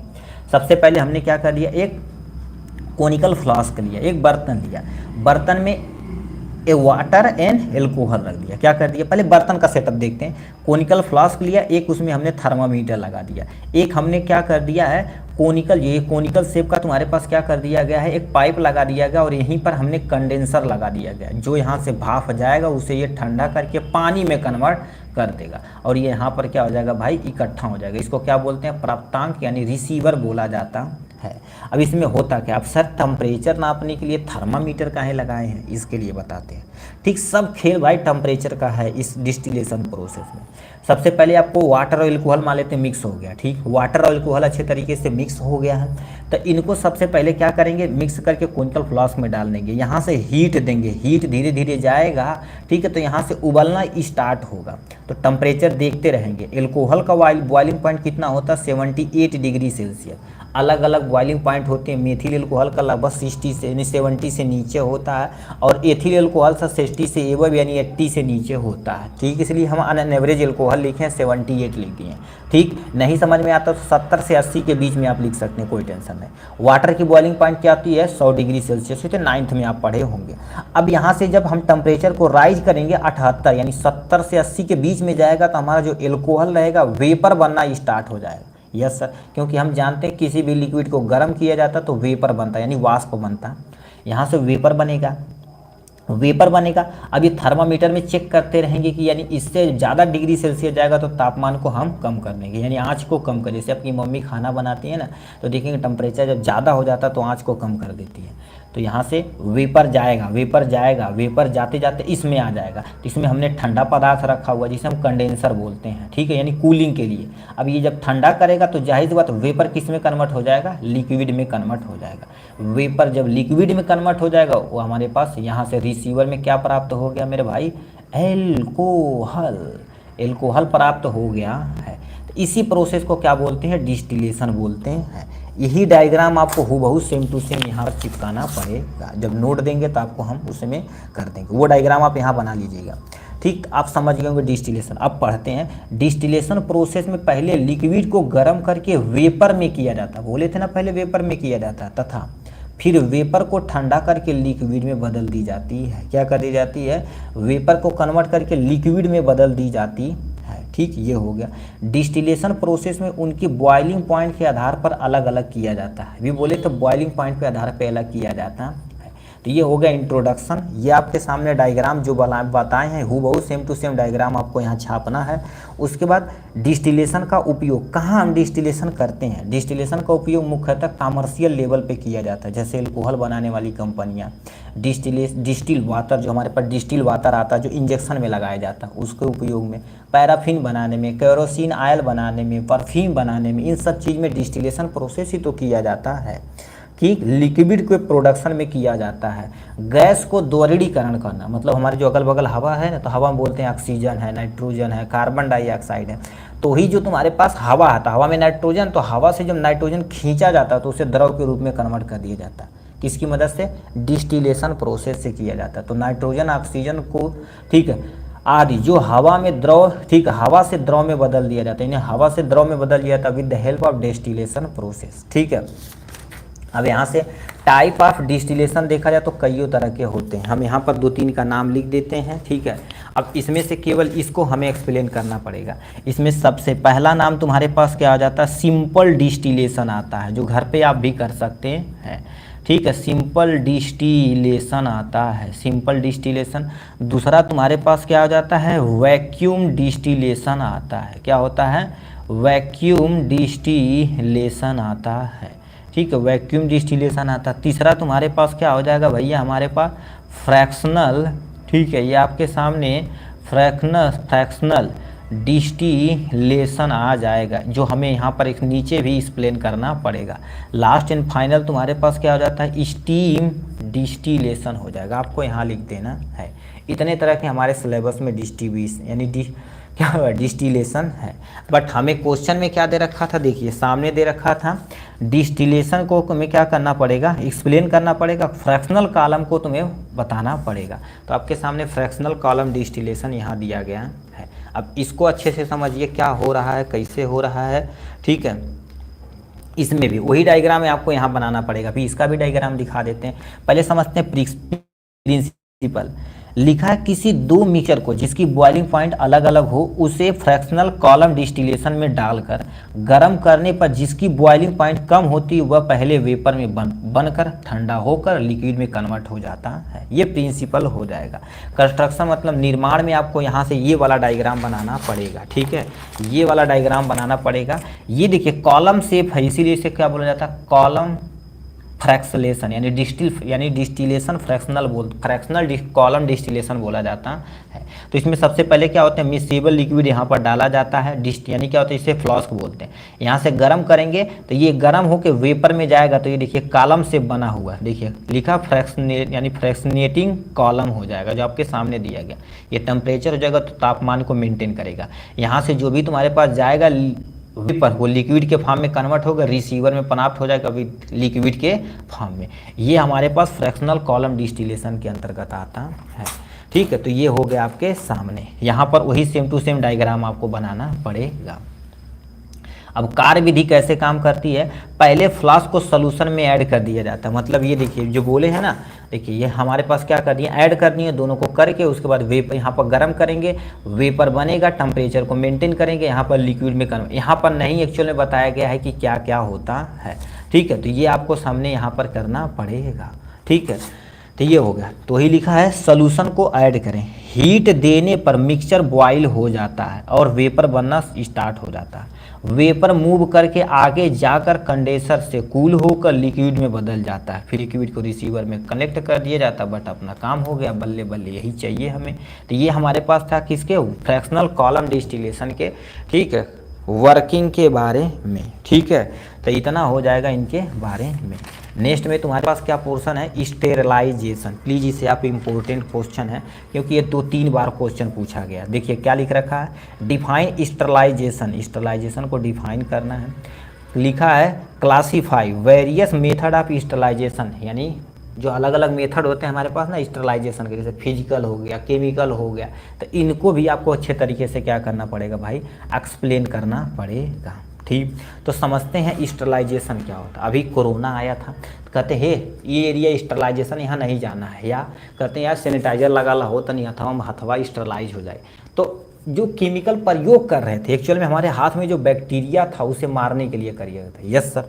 तो ही लिखा है स्टेरिलाइजेशन एक ऐसा प्रोसेस है जिसमें एक सिस्टम को पूरी तरह से माइक्रो ऑर्गेनिज्म अथवा जर्म को हटा अथवा मार दिया जाता है, ठीक। उस एरिया को, ठीक है, उस एरिया को, ठीक है, उस एरिया को स्टेरिलाइज एरिया बोला जाता है, ठीक है, स्टेरिलाइज एरिया बोला जाता है। क्या बोलते हैं, स्टेरिलाइज एरिया कहलाता है, ठीक। अभी अभी ऑपरेशन थिएटर वगैरह में जाएंगे तो स्टेरिलाइज एरिया होता है, जो ऑटोक्लेव वाला द्वारा किया जाता है। वहाँ पर भाई बड़ी खतरनाक होती है, अलाउ नहीं होता जल्दी, ठीक है। जूता चप्पल पहन के जाएंगे तो डॉक्टर थपड़िया देगा तुरंत, ठीक। वहाँ पर ओटी में स्पेशल वहाँ पर उनका जूता होता वहाँ पर अपना चेंज कर लेते हैं। तो ये हो गया स्टेरिलाइजेशन के बारे में। तो सिंपल से स्टेरिलाइजेशन एक ऐसा प्रोसेस होता है जो पूरे सिस्टम को, ठीक है, माइक्रो ऑर्गेनिज्म अथवा जर्म को हटाकर अथवा मार दिया जाता है, उसी प्रक्रिया को स्टेरिलाइजेशन कहते हैं।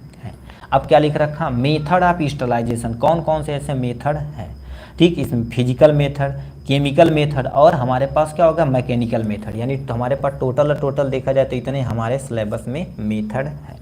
फिजिकल मेथड में मतलब जैसे किसी चीज़ को गर्म कर दो, मॉइस्चर कर दो या भाप के द्वारा कर देता है, उसे फिजिकल बोलते हैं। केमिकल में मतलब किसी दवा वगैरह का प्रयोग किया जाता है। मैकेनिकल में चाहे हम छान के, या बहुत सारी विधि होती है छान वगैरह के, हम क्या कर देते हैं, अलग कर देते हैं। तो इसमें क्या लिख रखा है, फिजिकल मेथड में ड्राई हीट स्टेरिलाइजेशन, ड्राई मतलब हम ताप के द्वारा बहुत तगड़ा गर्म करते हैं, सुखा देते हैं, ठीक। मॉइस्ट हीट स्टेरिलाइजेशन मतलब मॉइस्चर के रूप में हम देते हैं, बहुत तगड़ा काम करता है, ऑटोक्लेव वगैरह। रेडिएशन, इसमें हम क्या कर देते हैं, रेडियो एक्टिव मटेरियल का प्रयोग करते हैं, ठीक। एक्चुअल में इसे केमिकल में रखना चाहिए बट बुक में दिया तो क्या किया जाए, ठीक। पास्चुराइजेशन मतलब दूध को किया जाता है, सडनली बहुत तेजी से गर्म किया जाता है, ठीक। और 70 डिग्री सेल्सियस उससे बिलो यानी बॉइलिंग पॉइंट से नीचे उसे ठंडा करके रख दिया जाता है, ठीक। तो उसको बोला जाता है। केमिकल मेथड में तुम्हारे पास बैक्टीरियोसाइड का प्रयोग किया जाता है, जो बैक्टीरिया को किल कर दिया जाता है। गैसियस स्टेरिलाइज किया जाता है। मैकेनिकल में मेम्ब्रेन, ठीक है, लिखा मेम्ब्रेन फिल्टरेशन होता है। इसमें बहुत बड़ी पतली पन्नी होती है, पन्नी मतलब फिल्टर पेपर होता है, उसकी मदद से हम क्या कर देते, फिल्टर करके अलग कर देते हैं। सिंटेड ग्लास होता है, ये हमारे सिलेबस में है। सीट्स फिल्टर होता है, इसके द्वारा हम क्या कर देते हैं, अलग अलग मेथड से उन्हें हम सेपरेट कर देते हैं, ठीक, स्टेरिलाइजेशन कर देते हैं। अब यहाँ से एक एक मेथड को हमें थोड़ा थोड़ा एक्सप्लेन कर देते हैं। फिजिकल मेथड ऑफ स्टेरिलाइजेशन में पहला हमारे पास था हीट स्टेरिलाइजेशन। इसमें क्या कर देते हैं, हीट स्टेरिलाइजेशन एक सबसे इफेक्टिव मेथड होता है जो ऑटोक्लेव इसी पे काम करता है। इसमें माइक्रोवेव को हीट करके उसे सेल तथा एंजाइम को डिस्ट्रॉय कर दिया जाता है, उसी को क्या बोलते हैं, हीट स्टेरिलाइजेशन बोलते हैं। सिंपल सा, हीट स्टेरिलाइजेशन एक सबसे इफेक्टिव मेथड होता है, ठीक। इसमें माइक्रोवेव को हीट करके उसे सेल अथवा या एंजाइम को, मतलब जो माइक्रो ऑर्गेनिज्म है उसके सेल को तथा उसके एंजाइम को डिस्ट्रॉय कर दिया जाएगा, तो जाहिर सी बात तो बैक्टीरिया मर जाएगा, ठीक। ये हीट स्टेरिलाइजेशन हो जाएगा। नेक्स्ट में तुम्हारे पास क्या आ जाता है, मॉइस्ट हीट स्टेरिलाइजेशन, मतलब नमी के द्वारा इसे स्टेरिलाइज किया जाता है। जैसे यहाँ पर इस बार वीडियो को अपलोड करेंगे कि नहीं, ये आली देखने के बाद अपलोड हो जाएगा, चाहे जब इसे आप देख सकते हैं भाई, ये प्लेलिस्ट बना दिया जाएगा, वहाँ पर चाहे जब आप देख सकते हैं, ठीक। इसकी टेंशन न लीजिए, आप जाइए काम फिर कुछ करिए, ठीक है। उसे चाहे जब देख सकते हैं भाई, कोई टेंशन ज़िंदगी में लेने का नहीं भाई, केवल देने का है, ठीक है। लिखें इस मेथड यानी मॉइस्ट मतलब मॉइस्चर का प्रयोग किया जाता है, नमी का। इस मेथड में वाटर को बॉयल किया जाता है और ऑटोक्लेव में टेम्परेचर कितना 120 से 140 डिग्री सेल्सियस कर दिया जाता है। ये तो नॉर्मल है भाई, अब डिपेंड करता है कौन सा बैक्टीरिया कितने डिग्री सेल्सियस पे मरता है, ये घटा बढ़ा सकते हैं। तो ये हीट क्रिस्टलाइजेशन। रेडिएशन पे आ जाता है, इसमें रेडियो एक्टिव मटेरियल का प्रयोग किया जाता है। लिखा रेडिएशन मेथड में रेडियो एक्टिव मटेरियल का प्रयोग किया जाता है, जैसे यूवी रेज, एक्सरे रेज और बहुत सारे रेज होते हैं, जैसे गामा रेज हो जाएगा, अल्फा रेज, बीटा रेज, ये सब प्रयोग किया जाता है क्रिस्टलाइजेशन का। अभी हमारे घर में एक पट्टी है, ठीक है, उसे हम क्या बोलते हैं, देखे थे उस पर पढ़े थे, गामा रेज से क्रिस्टलाइज किया गया था, ठीक है, जिसे हम सर्व के नाम से जानते हैं। किसी को तगड़ा ऑपरेशन होगा तो उसे पट्टी करने के लिए प्रयोग किया जाता है, ठीक है। केमिकल मेथड ऑफ क्रिस्टलाइजेशन मतलब रासायनिक विधि से क्रिस्टलाइजेशन करेंगे। इसमें क्या कर देते हैं, केमिकल मेथड ऑफ क्रिस्टलाइजेशन में रसायन का प्रयोग ठोस हो या द्रव हो या गैस किसी रूप में आप प्रयोग कर सकते हैं। क्रिस्टलाइजेशन में बैक्टीरियोसाइडल का उपयोग किया जाता है, मतलब बैक्टीरियोसाइडल मतलब जो बैक्टीरिया को किल कर देता है, ठीक, उसका प्रयोग किया जाता है। इसमें रसायन के रूप में निम्न चीज़ों का उपयोग में लाया जाता है, जैसे इथाइलिन ऑक्साइड का प्रयोग किया जाता है, ठीक, ये होगा। फॉर्मल्डिहाइड का प्रयोग किया जाता है, नाइट्रोजन डाइऑक्साइड का प्रयोग किया जाता है, हाइड्रोजन पेरोक्साइड का प्रयोग किया जाता है, बोरिक एसिड का, आयोडीन, प्रोवेडीन का। ये देखा जाए तो ज़्यादा ये हम देखें, ये भी देखें, हाइड्रोजन पेरोक्साइड जैसे कभी किसी को चोट लगे तो ये डालेंगे तो देखें भर करता है, व्हाइट कलर का झाग बनाता है, हाइड्रोजन पेरोक्साइड ही होता है। बोरिक एसिड इसी पे वर्क करता है। आयोडीन, प्रोडीन जो बीटाडीन है, सिप्लाडीन है, सब इसी में प्रयोग किया जाता है। ये भी तो इस घाव को स्टलाइज करने का मेथड है। मैकेनिकल मेथड ऑफ, ठीक है, मैकेनिकल मेथड ऑफ स्टलाइजेशन, ये हमारे पास मैकेनिकल मेथड है। इस मेथड में हम अनेक प्रकार के फिल्टर का प्रयोग किया जाता है, जिससे बिगर पार्टिकल फिल्टर में पास नहीं हो पाता है। कहने का मतलब क्या, जैसे छन्नी होती है ना, जो बड़े पार्टिकल ऊपर रह जाते हैं, लिक्विड पार्टिकल नीचे चले आते हैं, ठीक, तो वही मेथड से किया जाता है। ये प्रक्रिया बार बार दोहराते हैं, पूरी तरह से हमारे जो भी मटेरियल रहता है स्वच्छ हो जाता है। उसमें सिंटेड ग्लास इसका एग्जाम्पल हो जाएगा, ठीक, ये मैकेनिकल मेथड का एग्जाम्पल है। यूज ऑफ स्टलाइजेशन यानी स्टलाइजेशन का उपयोग कहाँ कहाँ किया जाता है। स्टलाइजेशन से फूड हो गया, ड्रग्स कंटामिनेशन से फ्री हो जाता है। कहने का मतलब फूड भी देखेंगे भी स्टलाइज होता है, अपने इंडिया में नहीं, ठीक, इंडिया में नहीं, पैकिंग बहुत सारे जो अच्छे तरीके जो पैकिंग की जाती है वो स्टलाइज फ्री करते हैं, क्योंकि कोई भी कंटामिनेशन रहेगा तो बच्चे वगैरह खाएंगे तो दिक्कत होगी, ठीक है। अपने इंडिया में थोड़ा बहुत हाइजीन नहीं देखते ना, अदर कंट्री में अभी किसी विदेश उदेश से कोई टाफ़ी लेके आए देखेंगे अच्छी तरीके से एल्युमिनियम फॉयल में पैकेजिंग होती बड़ी तगड़ा से, ठीक है। फूड को, उसके दवा को कंटामिनेशन से बचाने के लिए हम स्टलाइजेशन का उपयोग करते हैं। इसका उपयोग लेबोरेटरी में फ्री किया जाता है। कहने का मतलब जैसे भी लैब में जाएंगे, अभी हमारा ब्लड लिखा है, उनको चेक करना है स्लाइड पे कि यहाँ पर ये टाइफाइड इसमें है कि नहीं, सोलमेनेला टाइफी है कि नहीं, तो स्लाइड वाइड अच्छे तरीके स्टलाइज होना चाहिए। जब भी वो पहनेंगे तो ग्लव्स पे रख कर ही पहनेंगे, ठीक, तो ये सब देखा जाता है। स्टलाइजेशन में माइक्रो ऑर्गेनिज्म को किल अथवा स्टॉप कर दिया जाता है, ठीक है। अब इसमें जैसे सर्जिकल इंस्ट्रूमेंट, किसी को ऑपरेशन करना है, सुनेंगे ना, अभी सामान को पका रहे हैं, पकाने का मतलब वो स्टलाइज ही कर रहे हैं, स्टलाइज इक्विपमेंट किया जाता है। उसके बाद सर डायग्नोस्ड ऑब्जेक्ट, कोई भी जो आपको डायग्नोस करना है, जैसे आपको टाँका लगाना है, जो इस सूचर वगैरह पकड़ते हैं तो टूथ फॉरसेप वगैरह पकड़ते हैं, तो वो सब भी अच्छे तरीके से आपको स्टलाइज करके ही दिया जाता है। तो ये हो गए इसके बारे में। नेक्स्ट क्वेश्चन की तरफ भाई रुक करते हैं। क्वालिटी कंट्रोल फॉर टैबलेट, ये देखा जाए तो आपके सामने क्या पूछा हुआ है, कह दिया है discuss in detail various quality control test for tablet dosages form, मतलब जो आपके सामने टैबलेट डोजेज फॉर्म है उसका क्वालिटी कंट्रोल कैसे किया जाता है, इसके बारे में आपको बताना पड़ेगा। जैसे सुनेंगे क्वालिटी चेक क्या होता है, क्वालिटी कंट्रोल क्या होता है, उसी को, जैसे क्वालिटी कंट्रोल क्या होता है, कहते हैं चाय बनाइए तो चीनी कम कर दियो हो, चला अच्छा काम कर दे, मतलब उसके अंदर चीनी की कमी हो गई, बोल दिए तो उतना, अब ज़्यादा होगा तो पिटाई हो जाएगी। उसी तरह से हमारी कंपनियां होती हैं जो दवाइयां बनाती हैं, तो उसमें एक मानक होता है कि अच्छा दवा में इतनी चीज़ मिलाना है कि जिसकी सेल्फ लाइफ, सुरक्षा, स्टेबिलिटी, गुणवत्ता, ये सब मैनेज है लंबे समय तक। उसी को चेक करने की जो प्रोसेस होता है उसी को क्वालिटी कंट्रोल बोलते हैं। अब क्या लिख रखा, क्वालिटी कंट्रोल टेस्ट क्या होते हैं। क्वालिटी कंट्रोल टेस्ट एक ऐसी प्रक्रिया है जिसमें दवा की गुणवत्ता, स्टेबिलिटी, सुरक्षा, इफेक्टिव और उनकी सेल्फ लाइफ का विशेष ध्यान दिया जाता है। मतलब इन सब चीज़ को विशेष ध्यान दे के तभी हमारे पास काम होता, नहीं तो गड़बड़ हो जाएगा। ठीक है, क्वालिटी टेस्ट में सिंपल सा कोई पूछेगा क्वालिटी कंट्रोल टेस्ट में क्या होती है, दवा की गुणवत्ता के बारे में देखा जाता है। स्टेबिलिटी मतलब वो कितने समय तक स्टेबल रहेगा, वो कितना सुरक्षित है, कितना इफेक्टिव है, उसकी सेल्फ लाइफ कितना है, इन सबको ध्यान देना ही क्वालिटी कंट्रोल टेस्ट कहलाता है। ठीक, ये हो गया पहला पॉइंट। दूसरा पॉइंट में क्या लिख रखा है, क्वालिटी कंट्रोल टैबलेट को वेरियस टेक्निक एंड टैबलेट के बनाने की गतिविधि, सुधार, दिशा की पूरी तरह से जांच की जाती है। मतलब वो दवाइयाँ कैसे बनाई जा रही हैं, किस टेक्निक से बनाई जा रही हैं, किस गतिविधि से बनाई जा रही हैं। अब मान लेते उसमें कोई चीज़ खराब रहे तो उसको सुधार किया जाता है। दिशा की पूरी तरह से जांच की जाती है। यदि जांच सही होती, जांच पूरी हो जाने के बाद उस टेस्ट को, ठीक, उस टेस्ट यानी क्या, उसे टेस्ट करके मार्केट में उपयोग के लिए भेजा जाता है। यदि टेस्ट में फेल हो जाएगा तो दवाइयाँ दोबारा वापस भेज दी जाएगी कंपनी में, भैया ला दोबारा बनावा हो, सही नहीं बनल। ठीक है, तो ये सब चीज़ देखा जाता है। तो दोबारा बोलते हैं क्वालिटी कंट्रोल टैबलेट में देखा जाए तो बहुत सारे टेक्निक यानी टेक्निकल और तुम्हारे पास गतिविधियां, सुधार, दिशा की पूरी तरह से जांच किया जाता है। जांच करने के बाद यदि टेस्ट पास हुआ तो मार्केट में उपयोग के लिए भेज दिया जाता है। तो ये हो गया उसके इंट्रोडक्शन के बारे में।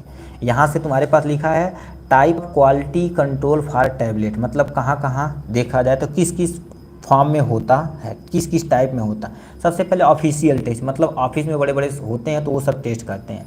नॉन ऑफिशियल ऊपर से देख के, अरे तो हरियर बाछा, उस पर जो टैबलेट पे लिखा ना था यानी येलो कलर का है, वाइट कलर का, तो ये सब चीज़ इसके अंतर्गत देखा जाता है। नॉन ऑफिशियल, इससे नॉर्मल कोई बंदा कर सकता। हर एक कंपनी में क्वालिटी कंट्रोल यानी क्वालिटी टेस्ट करने वाला एक बंदा होता है जो वेल एजुकेटेड होता है। ठीक, ऑफिशियल टेस्ट के अंतर्गत वेट वेरिएशन टेस्ट आते हैं। मतलब कोई दवाइयाँ ली जाती हैं तो वेटिंग की जाती है कि नहीं ये दवाई 200 mg बना दे, 300 mg, 800, मान लेते तो उसकी पैकिंग सही से नहीं करेंगे तो दिक्कत हो जाएगी। तो वेट वेरिएशन टेस्ट किया जाता है। यानी लिखा डिसइंटीग्रेशन टेस्ट, मतलब इसमें क्या होता है, कोई दवाइयाँ कितनी मिनट के अंदर डिजॉल्व हो रही हैं हमारे पेट में। तो एक सिस्टम बनाया जाता है, जैसे पेट में HCl, गैस्ट्रिक एसिड बहुत सारा रहता है, उसको मीडियम बना के चेक करते हैं वो सब। डिसोल्यूशन टेस्ट, मतलब वो सॉल्व हो के यानी सोल्यूशन कैसे बन रहा है उसको टेस्ट किया जाता है। यूनिफॉर्मली यानी आप यानी कंटेंट मतलब क्या होता है, कोई दवाइयाँ सही से उसमें जो भी चीज़ मिलाई गई हैं पूरी तरह से मिली हैं कि नहीं, कि कहीं ज़्यादा कहीं कम तो नहीं है, उसको देखा जाता है इसके अंतर्गत। नॉन ऑफिशियल टेस्ट में देखा जाए तो अपीयरेंस, ऊपर से दिखावट, थिकनेस यानी दवा की मोटाई, हार्डनेस उसकी कठोरता वगैरह को देखा जाता है। ये नॉन ऑफिशियल के अंतर्गत आता है। ठीक, अब एक एक करके हम क्या कर देते हैं, इन्हीं को एक्सप्लेन करते हैं, क्योंकि हमें पूरा लिखा था अच्छे तरीके से एक्सप्लेन। 5 नंबर का है तो भाई थोड़ा सा हमें कम से कम 2 पेज एक्सप्लेन करना पड़ेगा। ठीक, क्या लिख रखा, वेट वेरिएशन टेस्ट, जिसे हम भार मापन टेस्ट कहते हैं। इसमें क्या कर देते हैं, कहीं से 10-20 दवाइयाँ लिए, सबको तौलना स्टार्ट कर दिया, कैलकुलेशन परसेंटेज वगैरह सब देखेंगे। तो लिखा है टैबलेट लेकर, ये हमने ऑन एन एवरेज माना है, कुछ भी ले सकते हैं, 20 टैबलेट लेकर एक एक करके प्रत्येक का वेट करना और उसमें परसेंटेज कॉन्सेंट्रेशन देखना, ये क्या कहलाता है, वेट वेरिएशन टेस्ट कहलाता है। अंत वेट को कंपेयर करके, जैसे 2-4 टैबलेट को हमने तौला, कंपेयर करके कैलकुलेशन और परसेंटेज वेरिएशन देखना होता है इस टेस्ट के अंतर्गत। जैसे फॉर एग्जांपल जैसे मैंने पैरासीटामॉल आप बनाए, तो जितना भी पैरासीटामॉल आप बनाए हैं सबका हमारे पास वेट एटलीस्ट इतना ही होना चाहिए, सब कुछ 500 mg होना चाहिए। नहीं तो कोई बंदा है मान लेते तभी किसी छोटे बच्चे को खिलाते हैं, कहते हैं आधा खिलाने तो ओवरडोज हो जाएगा। मान लेते आप वेटिंग सही से नहीं किए, अब दे दिए 800 mg, आधा खाएगा तब वो 400 चला जाएगा। हमारे तो किसी पर्सन को 500 रिक्वायरमेंट है, आप खिला दिए 800, तो आप देनी पड़ जाएगी। जैसे सिफिक्जिन 200, ये एग्जाम्पल के रूप में लिया गया, आप कुछ भी लिख सकते हैं, एथ्रोमाइसिन, अमोक्सिसिलिन, कुछ भी आप एग्जाम्पल के तौर पे लिख सकते हैं। ठीक है, ये हो गया। अब हम यहाँ जाते हैं डिसइंटीग्रेशन टेस्ट, मतलब कोई दवाइयाँ वो कैसे कितने समय में टूट रही हैं। ठीक है, कितने समय में टूट रही हैं उसको बोला जाता है। जैसे इसमें करते क्या, सबसे पहले कोई टैबलेट लेते हैं, उसे डिसइंटीग्रेटेड करते हैं। डिसइंटीग्रेटेड मतलब टूटता है, और उसके बाद तब जाके हमारे शरीर के अंदर डिजॉल्व कैसे होता उसको यहाँ पर देखा जाता है। यहाँ पर हम कुछ एग्जाम्पल लिखते हैं जिससे समझते हैं कि क्या होता है। जैसे हमारे पास मान लेते हैं कोटेड टैबलेट रहे, क्या रहे बाबू, कोटेड टैबलेट रहे, तो उसका डी यानी क्या होता है, जो टाइमिंग होती है डिसइंटीग्रेशन का टोटल 30 मिनट होती है। कितना मिनट होती है, 30 मिनट होती है। ठीक, ये हो गया। अदर कोटेड टैबलेट देखा जाए, हमारे पास अदर कोटेड टैबलेट देखा जाए, ठीक है, अदर कोटेड टैबलेट देखा जाए तो तुम्हारे पास कितना होता है, 60 मिनट होता है। और तुम्हारे पास क्या होता है, एक और तुम्हारे पास इफरवेंसेंट देखा जाए, ठीक है, वेन सेंट, ठीक है, यहाँ पर क्या होगा, टैबलेट देखा जाए तो क्या होता है, ये देखा जाए तो 5 मिनट के अंदर इसका डिसइंटीग्रेशन टाइम होता है। डिस्पर्सल टैबलेट क्या होता है, जो बहुत जल्दी काम करता भाई, ठीक है, डिस्पर्सिएबल, ठीक है, जो मुंह में रखने से ही बहुत देरी से काम हो जाता है। यह सॉल्युबल टैबलेट, ये बुक में दे रखा हमारे पास 3 मिनट, बट बहुत जल्दी ये हो जाता है विद इन कुछ ही मिनट के अंदर, ठीक है। नेक्स्ट में तुम्हारे पास लिख रखा है इंटीरियर कोटेड, यहाँ तक हमारे पास इंटीरियर कोटेड टैबलेट होता है। अब ये देखा जाए तो कितना होता है, 120 मिनट तक होता है। इसके अंदर ये डिजॉल्व हो जाता है, डिजॉल्व मतलब डिसइंटीग्रेट, टूट जाता है। और ये वाला जो टैबलेट बड़ी धीरे धीरे काम करता है, बहुत लंबे समय तक काम करता है। इसमें जो एसिडिटी वाली दवाइयाँ होती है उसको, जैसे शुगर वाली दवाइयाँ हो गई, ये हो गए, बीपी हो गए, उन सब में ये किया जाता है कि धीरे धीरे टूटेगा और अपने इफेक्ट को लंबे समय तक मैनेज करने का काम करेगा। ठीक, नेक्स्ट में तुम्हारे पास लिखा डिसोल्यूशन टेस्ट। इसमें क्या कर देते हैं, इस मेथड में टैबलेट के लिए, ठीक है, कंडीशन फिक्स किए जाते हैं। जैसे हमारे पेट के अंदर होता है, जैसे पेट के अंदर गैस्ट्रिक जूस वगैरह बहुत सारे चीज़ होता है, उसको फिक्स किया जाता है, जिससे वह कितने टाइम में घुल रहा है इसको देखा जाता है और नोट किया जाता है। ठीक, टैबलेट जितना, ठीक है, क्या लिखा है, टैबलेट जितना जल्दी घुलेंगे उतनी उनकी बायोएबिलिटी होगी, मतलब जितना जल्दी वो घुलेंगे, ठीक है, उनकी बायोएबिलिटी उतना होगी, एब्जॉर्ब होकर सन से चल जाएंगे, खून में खून टारगेट साइट पे पहुंचा देगा, अपने एक्शन को परफॉर्म करेंगे। ठीक, तो बायोएबिलिटी मतलब सबसे तेज बायोएबिलिटी किसकी होती है, इंजेक्शन की होती है, याद रखना 100% बायोएबिलिटी होती है। और 2023 में क्वेश्चन पूछा गया था सेकेंड ईयर में। ठीक, और भी बहुत सारे पोर्शन होते हैं। यूनिफॉर्मिटी ऑफ कंटेंट, पदार्थ की समानता पर भी निर्भर करता है। ठीक, स्टेबिलिटी पर भी निर्भर करता है। ठीक है, वो कोई कंपाउंड कितना स्टेबल है इस पे भी निर्भर करता है मेरे भैया।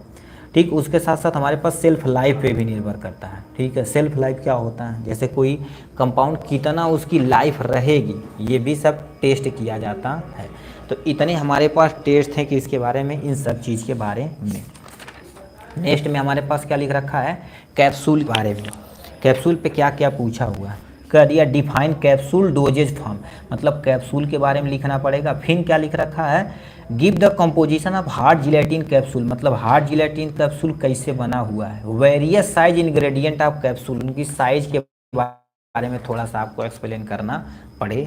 तो अब समझते हैं सबसे पहले कैप्सूल क्या होता है, क्योंकि कैप्सूल को कहा डिफाइन करने के लिए। अब गुरुदेव कैप्सूल क्या होता है, इनके बारे में थोड़ा सा समझिए क्या लिख रखा है। कैप्सूल एक सोलिड डोजेज के रूप में होते हैं, जैसे कैप्सूल लिए तो सोलिड डोजेज के रूप में होते हैं, जिसमें 2 या 2 से अधिक मेडिसिन तथा एक्टिव इंग्रेडिएंट भरे होते हैं, जो एक सेल के अंदर भरे होते हैं, जो जिलेटिन का बना होता है। इसके लिए हम टैबलेट लेकर आते हैं, तब आप अच्छे तरीके से समझेंगे। ठीक है, वेट करिए फॉर 30 सेकेंड। ठीक है, तुरंत गए तो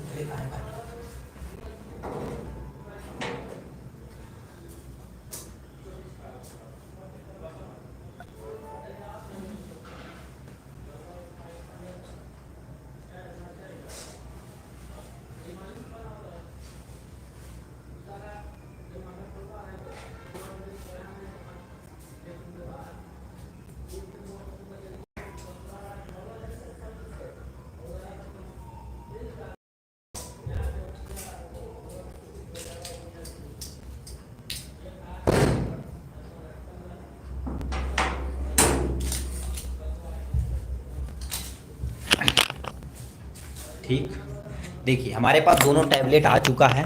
ठीक है, अब दोनों टैबलेट को हम कंपेयर करते हैं। देखिए क्या लिख रखा है, कैप्सूल एक सॉलिड डोजेज फॉर्म होता है, जिसमें 2 या 2 से अधिक इंग्रेडिएंट मिलाए जाते हैं, भरे होते हैं, और ऊपर से सेल होते हैं, सेल को जिलेटिन बोला जाता है। हमने क्या कर दिया है, आपको एक कैप्सूल दिखाते हैं। देखिए, ओ भाई कहाँ गया जी, कैप्सूल तो है ना, हाँ यस सर है। देखिए हमारे पास एक दवाइयाँ हैं, ये आपके सामने। ये देखा जाए तो इसमें क्या लिखा है, 2 या 2 से अधिक ये देखा जाए तो रैबिट ऑफ DSR, इसमें रेबाप्राजोल और डोमपेरिडोन भरा हुआ है। अब ये लिख रखा ऊपर से जो बना हुआ इसको जिलेटिन बोलते, तो इसके अंदर हम क्या बोले हैं, 2 या 2 से अधिक इंग्रेडिएंट भरे होते हैं। 2 या 2 से अधिक इंग्रेडिएंट कैसे भरे होते हैं उसको देखिए। इसे जब खोला जाएगा, ठीक है, अब खोला जाएगा तो इसको भी बहुत इंपॉर्टेंट है। देखिए आपके सामने यहाँ से निकला, इतना सारा इंग्रेडिएंट निकला, इसमें देखिए बहुत सारा 2 या 2 से अधिक इंग्रेडिएंट भर दिया गया। तो ये जो बना हुआ जो आपके सामने दिख रहा है, इसको यहाँ रखते हैं, ये जो देखो सामने जो दिख रहा है यही आपका जिलेटिन का बना हुआ है। देखिए अलग अलग कलर का 2 कलर आपको दिख रहा होगा, एटलीस्ट यदि आप सही से देख रहे होंगे तो, ठीक। तो ये 2 कलर का होता है, इसमें 2 इंग्रेडिएंट भरे हुए हैं, ठीक है, जिसमें हमने बोल दिया डोमपेरिडोन वगैरह और रेबाप्राजोल, 2 चीज़ होते हैं। ये तो हो गया। अब दूसरा कैप्सूल हम आपको दिखाते हैं, ठीक है, ये आपके सामने हो जाएगा। देखिए ये आप सामने यहाँ से कैप्सूल देख रहे हैं, ये कौन सा कैप्सूल है भाई, ठीक है, ये देखा जाए तो ये भी जिलेटिन का बना है। इसमें क्या क्या कॉम्बिनेशन है देखा जाए तो कैल्सी, ठीक है, ट्राल हो जाएगा, calcium carbonate, zinc soft gel capsule होता है, ये हो गया। तो ये देखा जाए तो एक सिंगल कैप्सूल है। अब इन दोनों को साइड में रखते हैं, फिर आगे के थोड़ा सारा प्रोसेस करते हैं तो आपको और समझाते हैं। कैप्सूल एक सिंगल डोजेज फॉर्म होता है। कैप्सूल को जैसे सोचे नहीं आधा आज खा लेते बिहान खा लेते, ऐसा नहीं होता, एक ही बार में खाया जाता है, इसीलिए सिंगल डोजेज फॉर्म होता है। कैप्सूल अलग अलग शेप और साइज में हो सकता है, इनका शेप अलग देखा जाए तो इनका शेप अलग हो सकता है, वही चीज़ बोला गया। तो ये 2 तरह के हमारे पास कैप्सूल होते हैं। हमारे सिलेबस में देखा जाए तो 2 तरह के कैप्सूल होते हैं, एक्चुअल में होते भी हैं 2 तरह के, एक हार्ड जिलेटिन कैप्सूल होता है, एक सॉफ्ट जिलेटिन कैप्सूल होता है। हार्ड जिलेटिन कैप्सूल क्या होता है, जैसे ये आपके सामने दिख रहा है, ये हार्ड जिलेटिन कैप्सूल है, ठीक है। हार्ड जिलेटिन कैप्सूल क्या होते हैं, ये देखा जाए तो ऊपर से हार्ड होते हैं, इसके अंदर इंग्रेडिएंट भरे होते हैं, ठीक। यह 2 पीस से मिलकर बना होता है, यह 2 पीस से मिलकर बना होता। देखिए इस वाले को हम क्या कर देते हैं, ये वाला देखो खोल के आपको दिखाते हैं, थोड़ा सा धूप यहाँ पर रखते हैं, ठीक है। 2 पीस से बना होता, पहला पीस ये देखा जाए तो बड़ा है, ठीक है, तो इसको भाई ये बात साइड हो जाओ तो उठा फेंक दे, ठीक है। तो ये जो तुम्हारे पास क्या होता है, ऐसे जो बड़ा वाला पोर्शन है, ठीक है, जो बड़ा वाला पोर्शन है उसको नाम दिया जाता है हमारे पास बॉडी वाला पोर्शन बोला जाता है। क्या बोलते हैं भैया, बॉडी वाला पोर्शन बोलते हैं। एक पेन हमारे पास और रेड कलर का रहे तो मजा आ जाए, नहीं है कोई टेंशन नहीं, जाना पड़ेगा, टाइम लगेगा, ठीक है। तो देखिए 2 पीस ये वाला जो पोर्शन है उसको बॉडी बोला जाता है। इसके ऊपर देखा तो ऐसे एक पोर्शन होता है, ठीक है, यहाँ से देखिए इसको हम क्या बोलते हैं, कैप बोला जाता है, ठीक। तो हार्ड जिलेटिन कैप्सूल में 2 पार्ट होते हैं, एक हमारे पास बॉडी वाला पार्ट, एक कैप वाला पार्ट। बॉडी वाला पार्ट बड़ा होता है, कैप वाला पार्ट छोटा होता है। ये जिलेटिन के बारे में हो गया। अब क्या लिखा, सॉफ्ट जिलेटिन कैप्सूल, ये सिंगल पीस का बना होता है। बताओ इसको तुम थोड़ी ना तोड़ सकते हो, इसके तोड़ देंगे तो इसके अंदर कोई ना कोई लिक्विड भरा होगा। जैसे आप सुने होंगे इवियान का नाम सुने, वो भी सॉफ्ट जिलेटिन कैप्सूल है, इसे तुम दाब सकते हो, कोई टेंशन नहीं, कहीं फूट जाएगा तो कॉपी वॉपी गिर जाएगा जी। इसमें 2-3 इंग्रेडिएंट भरा हो गया लिक्विड के फॉर्म में, ठीक है। तो ये हो जाएगा, इसको साइड में अब रख ले देते हैं, आएगा तो हम और एक्सप्लेन करेंगे आपके बारे में, ठीक है। तो यहाँ से हो जाएगा, इसको साइड में रख देते हैं। अब एक एक करके हम थोड़ा सा एक्सप्लेन करते हैं। हार्ड जिलेटिन कैप्सूल क्या होता है। Hard gelatin capsule 2 piece capsule भी कहा जाता है, इसे 2 पीस कैप्सूल भी कहा जाता है। हार्ड जिलेटिन कैप्सूल 2 अलग अलग टुकड़ों से मिलकर बना, ठीक है, यानी मिलकर एक खोल बनाते हैं, जिसके अंदर अंदर इनप्लसिएंटेंस, मतलब उसको जो चखेंगे भी छोटा छोटा आया था ना, बड़ी खतरनाक होता भाई, ठीक। अनप्लसिएंट टेस्ट होता, ऑर्डर उनका बड़ी खराब होता, को रोकने के लिए टेस्टलेस जिलेटिन बनाया जाता। अब ये टेस्टलेस है, इसको चाटोगे तब भी कोई टेंशन नहीं है, इसको भी चाट सकते हो, कोई टेंशन नहीं है, ठीक है। टेस्टलेस जिलेटिन सेल से भरा होता, अब इसके अंदर, ठीक है, भरा होता। इसके ऊपर अब ये खा लेंगे तो हमारे शरीर के अंदर धीरे धीरे डिजॉल्व होगा। अब एक्सपेरिमेंट में हम आपको यही चीज़ बताएंगे, ठीक है, ये कैसे हमारे शरीर के अंदर डिजॉल्व होता है, ठीक है, तो उसको हम अच्छे तरीके से देखेंगे, ठीक। तो ये जिलेटिन हार्ड जिलेटिन कैप्सूल हो जाएगा, जो आपके सामने यहाँ लिख दिया गया है।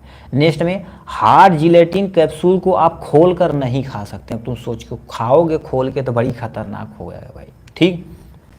नेक्स्ट में क्या लिख रखा है, material fill into the hard gelatin capsule, मतलब मटेरियल कौन कौन सा भरा होता है, चाहे वो सॉलिड हो सकता है, अभी आपको दिखाएं सॉलिड हो सकता है, सेमी सॉलिड होता है, मतलब इसके अंदर सेमी सॉलिड भरा गया या लिक्विड भरा गया, इसके अंदर चिपचिपा देखो है, जैसे इवियान वगैरह।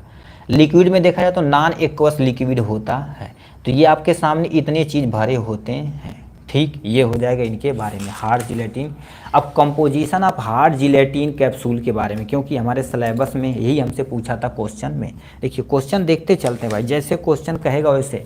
देखो क्या रखा है, composition of hard gelatin capsule के बारे में। तो यहाँ पर कंपोजिशन यानी किससे बना हार्ड जिलेटिन।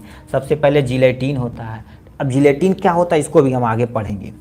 कलरेंट होता है, कलरेंट मतलब देखा जाए अलग अलग कलर का। एक कहाँ गल बड़ा हो तू गायब हो गए, ठीक है। तो देखिए अब देख चुके हैं अलग अलग कलर के होते हैं, यानी प्रिजर्वेटिव रक्षक होते हैं कि इसकी सेल्फ लाइफ को लंबे समय तक बढ़ाएंगे।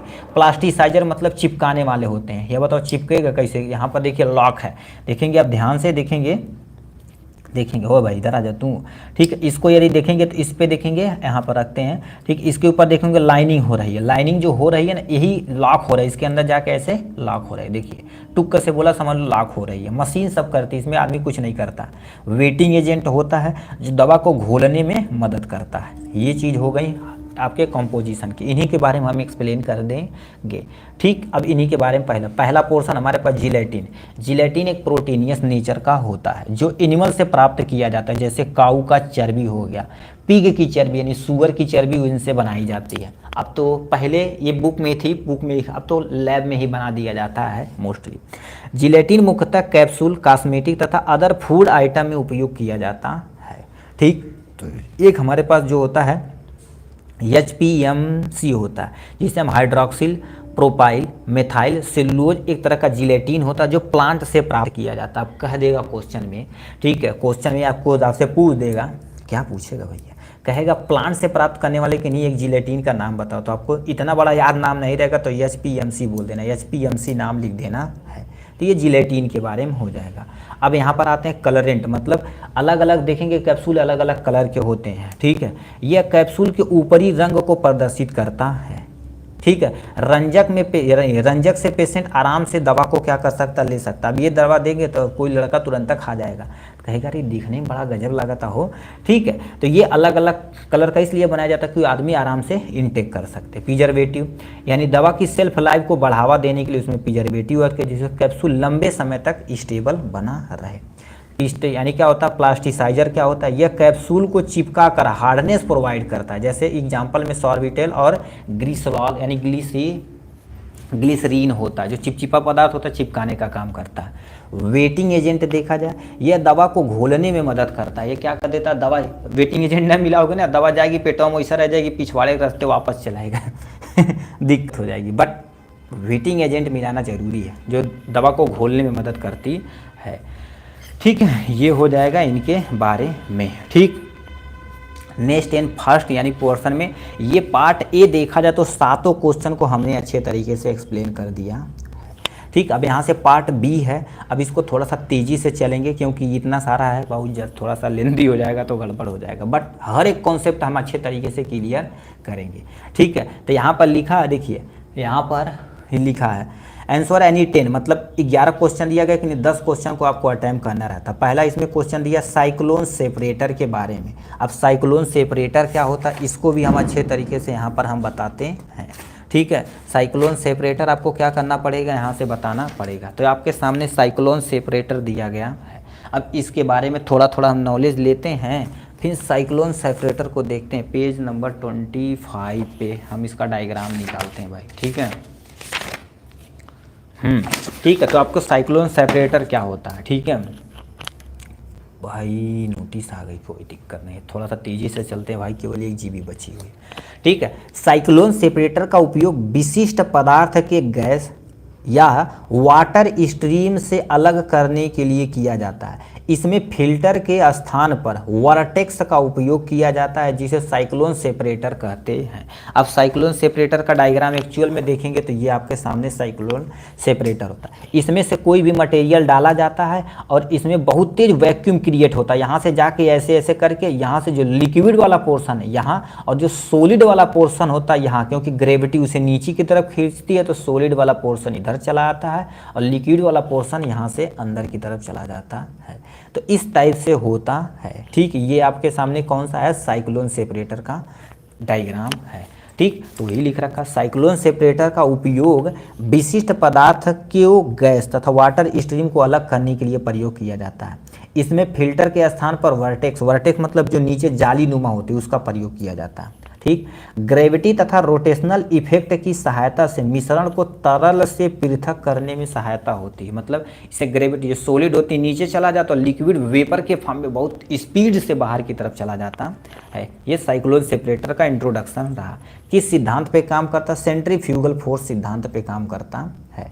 तो ये लिखा साइक्लोन सेपरेटर सेंट्रीफ्यूगल फोर्स सिद्धांत पर कार्य करता है। ठीक, अब कंस्ट्रक्शन निर्माण देखा जाए तो इसमें होता क्या है? साइक्लोन सेपरेटर एक बेलनाकार पात्र होता है जिसका निचला हिस्सा कोनिकल शेप का होता है। देखिए हम क्या बोले हैं, दो चीज होते हैं। देखा जाए तो ये आपके सामने एक सिलेंडर नुमा, ये देखा जाए इतना पतला बहुत मोटी चद्दर का बना होता भाई। ठीक है, ये होता नीचे की तरफ कोनिकल शेप का होता है क्योंकि सॉलिड पार्टिकल यहीं से सक करके अंदर चले जाएंगे, यहाँ से इधर चला आएगा। तो वही लिख रखा है साइक्लोन सेपरेटर बेलनाकार होता है। ठीक, और देखिए इसके नीचे कोनिकल शेप का वेसल लगा होता है। वेसल दो भागों में विभाजित होता है। ऊपरी भाग को हम क्या बोलते हैं? ठीक, ऊपरी भाग को हम क्या बोलते हैं? टैन, इससे हम अंदर डालते हैं टेंजियल इनलेट बोला जाता है। क्या बोलते हैं? टेंजियल इनलेट बोला जाता है। दूसरा तुम्हारे पास क्या हो जाएगा? फ्लूइड आउटलेट अथवा फ्लूइड या सॉलिड दोनों लिख सकते हैं। ठीक है, निचला हिस्सा है भाई। ठीक है, निचला हिस्सा में सॉलिड लिखना पड़ेगा। यहाँ से आपके सॉलिड इनलेट हो जाएगा। ठीक है, ये आपके सामने होते जो नीचे की तरफ आते हैं। अब देखते हैं डायग्राम को। देखिए सबसे पहले टेंजियन इनलेट, यहीं से हमारे पास सामग्री कुछ भी यहाँ पर अंदर डालना रहता है। ठीक, यहाँ से क्या कर देते, जो फ्लूइड इनलेट रहता है यहाँ से हमारा निकल जाता है, सॉलिड वाला नीचे इनलेट निकल जाता है। तो ये दो हिस्सा होते हैं। ठीक, अब वर्किंग ये कैसे काम करते हैं गुरु? ठीक है, वर्किंग कैसे अब लिखेंगे? मटेरियल को टेंजेंट इनलेट से अंदर डाला जाता है। तो बोलते हैं जो टेंजेंट इनलेट है उसी से मटेरियल अंदर आता है। मटेरियल फोर्स के द्वारा, ठीक है, अंदर चला जाता है, जिससे सक करता है अंदर चले, जैसे थ्रेसर देखेंगे गाँवों पे उसी तरह से। ठीक है, सेंट्रीफ्यूगल फोर्स के द्वारा क्या कर दिया जाता है? अलग कर दिया जाता है। लिक्विड को अलग और सॉलिड को अलग कर दिया जाता है। ठीक, उपयोग की बात की जाए तो किस में उपयोग करते हैं? किसी लिक्विड पार्टिकल में सॉलिड पार्टिकल यदि मिक्स हो गया तो उसको अलग करने के लिए हम साइक्लोन सेपरेटर का प्रयोग करते हैं। उस डायग्राम को यहाँ आपको चिपकाना पड़ेगा, बनाना पड़ेगा। ठीक, तो ये होगा साइक्लोन सेपरेटर के बारे में। नेक्स्ट क्वेश्चन हमारे पास आता फिल्ट्रेशन के बारे में। अब यहाँ पर सामने दे रखा फिल्ट्रेशन, ये हमारे पीटीयू बोर्ड में लिख देते हैं। फिल्ट्रेशन क्या है ये कब वो नहीं बताते हैं। जैसे थोड़ा सा कह देंगे एक्सप्लेन फिल्ट्रेशन, किसी एक दो एग्जांपल यूज, ऐसे पूछा तो जो आप लड़का थोड़ा थोड़ा डायग्राम वगैरह बना के बना ही देगा, मगर नहीं, वो सब अलहिया आदमी एकदम से ला है फिल्ट्रेशन, जा छापा जन्नत हो मर्जी करे। ठीक है, ऐसे ऐसे इंसान है भाई। ठीक है, तो यहाँ पर फिल्ट्रेशन प्रोसेस में, ठीक है, फिल्ट्रेशन प्रोसेस में देखा जाए तो क्या हो रहा है? फिल्ट्रेशन प्रोसेस में तरल तथा ठोस, ठीक है, कि एक असमांगी मिश्रण, याद रखना, असमांगी मिश्रण को एक फिल्टर की मदद से अलग करने की प्रक्रिया को फिल्ट्रेशन कहते हैं। जैसे अब चाय बना दिए, चाय में देखा जाए चाय पत्ती असमांगी मिश्रण, वो मिश्रण होने वाला नहीं है। चाय छन्नी की मदद से चाय नीचे चलाया जाता, फिल्टर ऊपर रहता है। तो वही चीज़ बोला गया है, फिल्ट्रेशन प्रोसेस में तरल तथा ठोस के असमांगी मिश्रण को एक फिल्टर की सहायता से, मतलब चाय छन्नी की मदद से अलग करने की प्रक्रिया को फिल्ट्रेशन कहते हैं। क्या कहते हैं? फिल्ट्रेशन कहते हैं, जो आपके सामने दिया गया है। फिल्ट्रेशन के बाद clear liquid passing through the filter, उसे फिल्ट्रेट कहते हैं, और जो ऊपर बचा हुआ पदार्थ रहता है उसे फिल्टर केक कहते हैं। अब इसके लिए आपको थोड़ा सा डायग्राम बेस देखना पड़ेगा। हम क्या बोल दिए हैं सबसे पहले?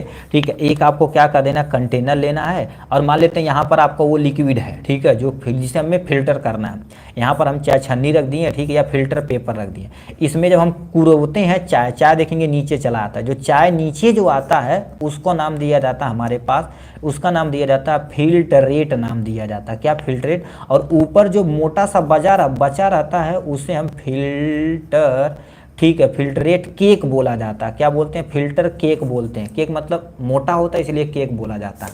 तो वही लिख रखा है, जो नीचे तली में आ जाता है उसे फिल्टरेट बोलते हैं, जो ऊपर बचा रहता है उसे फिल्टर केक बोलते हैं। और ये वाला क्वेश्चन पूछा गया था, ठीक है, यानी डिफाइन फिल्टरेट 1 नंबर में पूछा गया था। तो सिंपल सा क्या लिखेंगे? फिल्ट्रेशन के बाद क्लियर लिक्विड जो हमारी फिल्टर पेपर से पास हो जाता है उसको फिल्टरेट बोलते हैं, जो ऊपर बचा रहता है उसे फिल्टर केक बोलते हैं। ठीक, देखिए भाई, ये जितना भी नोट बनाया जाता है ना, बहुत सटीक तरीके से, ठीक है, बहुत सटीक तरीके से कईयों साल के पेपर को एनालिसिस करके बनाया। ऐसा नहीं कि अरे लावा कापी छापा, कहीं नहीं, हर एक बोर्ड के पेपर को देखा जाता है। अब कहेंगे सर ये किस बोर्ड के लिए, ये देखा जाए तो बीटीयू बोर्ड के लिए, but syllabus all India same है। हम देखें ऑल इंडिया सेम है, ठीक है। क्वेश्चन का पैटर्न ये लॉन्ग है, शॉर्ट में पूछ सकता, शॉर्ट है, लॉन्ग में ही पूछ सकता, बस लिखने का तरीका सब कुछ एक ही है। फिल्ट्रेशन करने से फार्मास्यूटिकल प्रोडक्ट की क्वालिटी इंप्रूव हो जाती है। अब फिल्टर नहीं करेंगे, लोशन लगाएं, वही में थोड़ा सा अभी एलोवेरा लगाएं, एलोवेरा पतवे आ जाएगा, तो कहेंगे ये तरीकी कौन एलोवेरा बना दे लो, दिक्कत हो जाएगी। तो लोशन हो गया, माउथ वाश, ड्रॉप, सस्पेंशन, ये सब बनाने के लिए फिल्ट्रेशन का प्रयोग किए जाते हैं। अभी मान लेते हैं कोई ड्रॉप लिए, कहते हैं उसमें सेलुलोज होता है, मेथाइल सेलुलोज। अब सेलुलोज प्लांट से प्राप्त किया जाता है, सही से फिल्टर नहीं करेंगे आँखें फूट जाएगी। तो ये फिल्टर बहुत ज़रूरी है। फिल्टर वो नहीं जो फोटो खींचते हैं कि करिया करिया को गुरहर कर देगा, ठीक है इंस्टाग्राम के लिए खाना देखने जाएंगे, अरे तेरी फोटो हुआ तो बड़ी शानदार रहा हो, और देखने जाएंगे अरे तेरी की तब आनर नहीं करिए या बनरी नहीं करिए ठीक है, जैसे गाँव पे रहते हैं, ठीक है। अभी हम बहुत सारे लोगों को देखे हैं, ठीक है, करिया करिया हैं, और फिल्टर पे स्टेटस लगाएंगे व्हाट्सअप पे, अरे तेरी की पता नहीं चलिए करेठवा है या करिया ही है, पता नहीं चलता है क्या किया जाए, ठीक। अब देखिए लिक्विड मटेरियल का प्यूरिफिकेशन यानी क्या उद्देश्य है, काहे फिल्ट्रेशन करते हैं बताओ। फिल्टर ना करेंगे चावा में मुँह में चपत्तियाँ आ जाएगी तो दिक्कत हो जाएगी। तो लिक्विड मटेरियल को प्यूरिफाई करने के लिए हम फिल्ट्रेशन करते हैं, ये पहला उद्देश्य है। दूसरा, ठोस पदार्थ को लिक्विड मीडियम से अलग करने के लिए हम फिल्ट्रेशन प्रयोग करते हैं। सॉलिड तथा, ठीक है, लिक्विड तथा सॉलिड मटेरियल को अलग करने के लिए फिल्ट्रेशन करते हैं। तो ये कईयों मेथड हो सकते हैं, कईयों उद्देश्य हो सकता है, ठीक। मेडिसिन की गुणवत्ता में सुधार के लिए हम क्या कर देते हैं, फिल्ट्रेशन का प्रयोग करते हैं, जो आपके सामने यहाँ पर उद्देश्य दिया गया है। कौन कौन से ऐसे फैक्टर हैं गुरुदेव, थोड़ा सा बताइए जो फिल्ट्रेशन को इफेक्ट कर सकते हैं। मान लेते हैं अभी आपकी मम्मी एक हंडा चाय बना रही है, छोटा सा चाय छन्नी लिए हैं, इसी में छान रही, ऊपर बैठते जाए तो निकल होगा नहीं करेगा। तो देखेंगे थोड़ा सा छान लेती तो इसको ऐसे दोबारा उसमें पटक देती हैं, फिर छानती हैं। तो ये सब फैक्टर हैं जो अफेक्ट कर सकते हैं, ठीक है। तो मटेरियल की चिपचिपाहट, मान लो कुछ ऐसा चीज़ है जो छन्नी में चिपक रहा, छेदवा बंद कर देगा तो फिल्टर होगा नहीं करेगा। तो मटेरियल चिपचिपाहट होता है तो उससे भी अफेक्ट हो सकता है फिल्टर मीडिया का सरफेस एरिया, उसका सरफेस एरिया कैसा, उस पर पार्टिकल की साइज पे बताओ। साइज छोटा रहेगा तो देखेंगे तब भी चाय जब पीते तो तली में थोड़ा थोड़ा बैठ जाता है, क्योंकि वो फाइन पार्टिकल है, वो फिल्टर हो जाता। अब बताओ बार बार उससे पतला फिर उससे पतला फिर उससे पतला करेंगे तो नहीं सही से ढंग से फिल्टर हो जाएगा।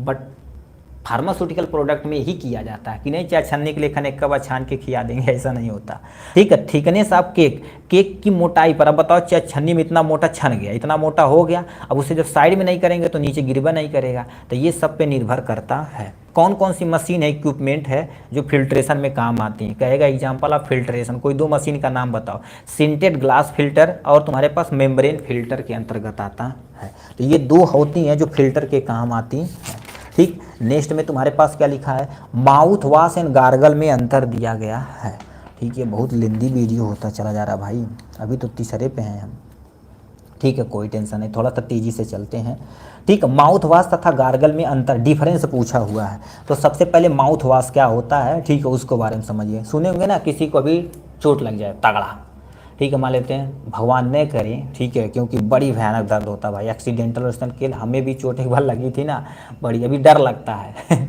ठीक है, बड़ी भयानक दर्द होता है। तो गाड़ी वगैरह प्लीज़ आपसे अनुरोध है, गाड़ी थोड़ा सा स्लो चलाइए, ठीक है, ज़िंदगी है भाई, ठीक है। ये कहीं झटके में देखेंगे पूरी ज़िंदगी ख़त्म हो जाती है, ठीक। कहीं जाना 10 मिनट लेट जाइए, कोई टेंशन नहीं, ठीक। तो क्या लिख रखा, अब एक्सीडेंटल केस है तो उससे ब्रश कराओगे, दांत तो ऑलरेडी हुलस गया है तो उसको माउथ वॉश दिया जाता है। तो लिखा माउथ वॉश एक कॉन्सेंट्रेशन क्लियर एक्वस सोल्यूशन होता है जो माउथ की गंध तथा मुख के स्वाद को साफ तथा क्लीन करने के लिए प्रयोग किया जाता है। जैसे मान लो कोई ब्रश नहीं करना चाह रहा या बीमार है या कई कारणवश, ठीक है, वो नहीं करना चाह रहा तो माउथ वॉश देंगे, उसके अंदर मुंह में डालेगा, थोड़ा सा गलाला करेगा, अपने आप मुंह फ्रेश हो जाएगा और बैक्टीरियल ग्रोथ खत्म हो जाएगी। तो इनको सही करने के लिए हम क्या कर देते हैं, माउथ वॉश का प्रयोग करते हैं।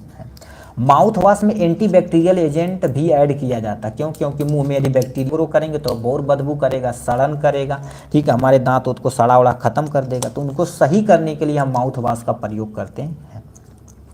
इसमें प्रिजर्वेटिव तथा स्वाद के लिए alcohol, sweetening agent, colouring agent, flavouring agent भी प्रयोग किया जाता है। अब बताओ कलर बढ़िया रहेगा, स्वीटनिंग, अभी जैसे हमारे यहाँ बरस कर रहे हैं और देखेंगे कड़वाहट टाइप में लगे तो बच्चे करबा नहीं करेंगे, तो उसमें स्वीटनिंग मिला दिया जाता है, जो मीठापन रहेगा लड़का आराम से यूज करेगा। कलरिंग एजेंट, इतनी तगड़ा कलर है यार, मस्त कलर बा, ले ले ले ले, ऐसा बोल देंगे। फ्लेवर, कहेंगे ये फ्लेवर का चाहिए, वो फ्लेवर का चाहिए, तो वो भी चीज़ माउथ वॉश में मिलाया जाता है। इसका उपयोग करने से पहले बराबर मात्रा में पानी ऐड किया जाता है, मतलब जैसे मान लेते इसको करना है तो आधा गिलास पानी लेंगे, 1-2 ढक्कन माउथ वॉश लेके अच्छे से मिक्स करके बार बार गलाला करेंगे, फिट ही आ जाएगा मुंह। माउथ वॉश लिक्विड प्रिपरेशन में आता है, ठीक है। माउथ वॉश देखा जाए तो लिस्टर के नाम से आता है, बहुत सारे चीज़ होते हैं उसके नाम से आता है जो मार्केट में उपलब्ध होता है। तो ये हो गया आपके सामने, ठीक। जिलेटिन पे आते हैं, सॉरी गार्गल पे आते हैं। गार्गल क्या होता है, कहते हैं गलाला, किसी को थ्रोट इन्फेक्शन हो गया, जैसे हमारी घाटी में इन्फेक्शन हो गया ना, तो उसको सही करने के लिए हम गार्गल का प्रयोग करते हैं। गार्गल भी एक्वस सॉल्यूशन होता है जो थ्रोट इन्फेक्शन में प्रयोग किया जाता है। किस इन्फेक्शन में, थ्रोट इन्फेक्शन में प्रयोग किया जाता है, ठीक। गार्गल तुरंत ही म्यूकस मेम्ब्रेन के साथ जुड़कर थ्रोट से यानी थ्रोट के साथ कांटेक्ट करता है और करने का काम करता है और बहुत तगड़ा आराम करता है, ठीक। आराम करने का मतलब आराम हमें देता है, ठीक। तो ये हो जाएगा। फिनॉल तथा थाइमोल जनरली इसमें उपस्थित होते हैं जो एंटीबैक्टीरियल की तरह काम करते हैं। जो इन्फेक्शन हो गया आपके थ्रोट इन्फेक्शन में तो उसको सही करने के लिए काम किया जाता है। पोटेशियम क्लोरेट का उपयोग गार्गल में एस्टिजेंट के तौर पर किया जाता है। एस्टिजेंट मतलब जो हमारे पास प्रोटीन है, प्रोटीन हमारे शरीर के अंदर वाला नहीं, जो बैक्टीरिया ग्रोथ, क्योंकि बैक्टीरिया अमीनो एसिड प्रोटीन की बनी होती है, उसको सेल को तोड़ देगा, बस एस्टिजेंट की तरह काम करेगा। और जब बैक्टीरिया मर गई तो काम खत्म। यह लिक्विड प्रिपरेशन में काम आता है, यानी गार्गल देखा जाए तो लिक्विड प्रिपरेशन में काम आता है। तो आपके सामने गार्गल के बारे में रहा, ठीक। ऑर्गेनोलेप्टिक एजेंट के बारे में थोड़ा सा देख लेते हैं, ठीक है। अब क्या लिख रखा क्वेश्चन में, कह दिया है define organoleptic agent. Organoleptic agent क्या होता है, जैसे किसी को दिखावा करना, जैसे टैबलेट बनाना, कलर मिला देना, फ्लेवर मिला देना, स्वीट मिला देना, ये सब ऑर्गेनोलेप्टिक एजेंट के अंतर्गत आता है। तो क्या लिख रखा, पहले हेडिंग डालना ऑर्गेनोलेप्टिक। ऑर्गेनोलेप्टिक एक ऐसा एजेंट है जो फार्मास्यूटिकल प्रोडक्ट को फ्लेवर, कलर तथा स्वीटनिंग देने के लिए प्रयोग किया जाता है। फार्मास्यूटिकल प्रोडक्ट में चाहे वो टैबलेट हो, कैप्सूल हो, सस्पेंशन हो, कुछ भी चीज़ हो, उसको कलर देने के लिए, फ्लेवर देने के लिए, स्वीट देने के लिए जिस चीज़ का प्रयोग किया जाता है उसी को ऑर्गेनोलेप्टिक प्रयोग कहते हैं, ठीक।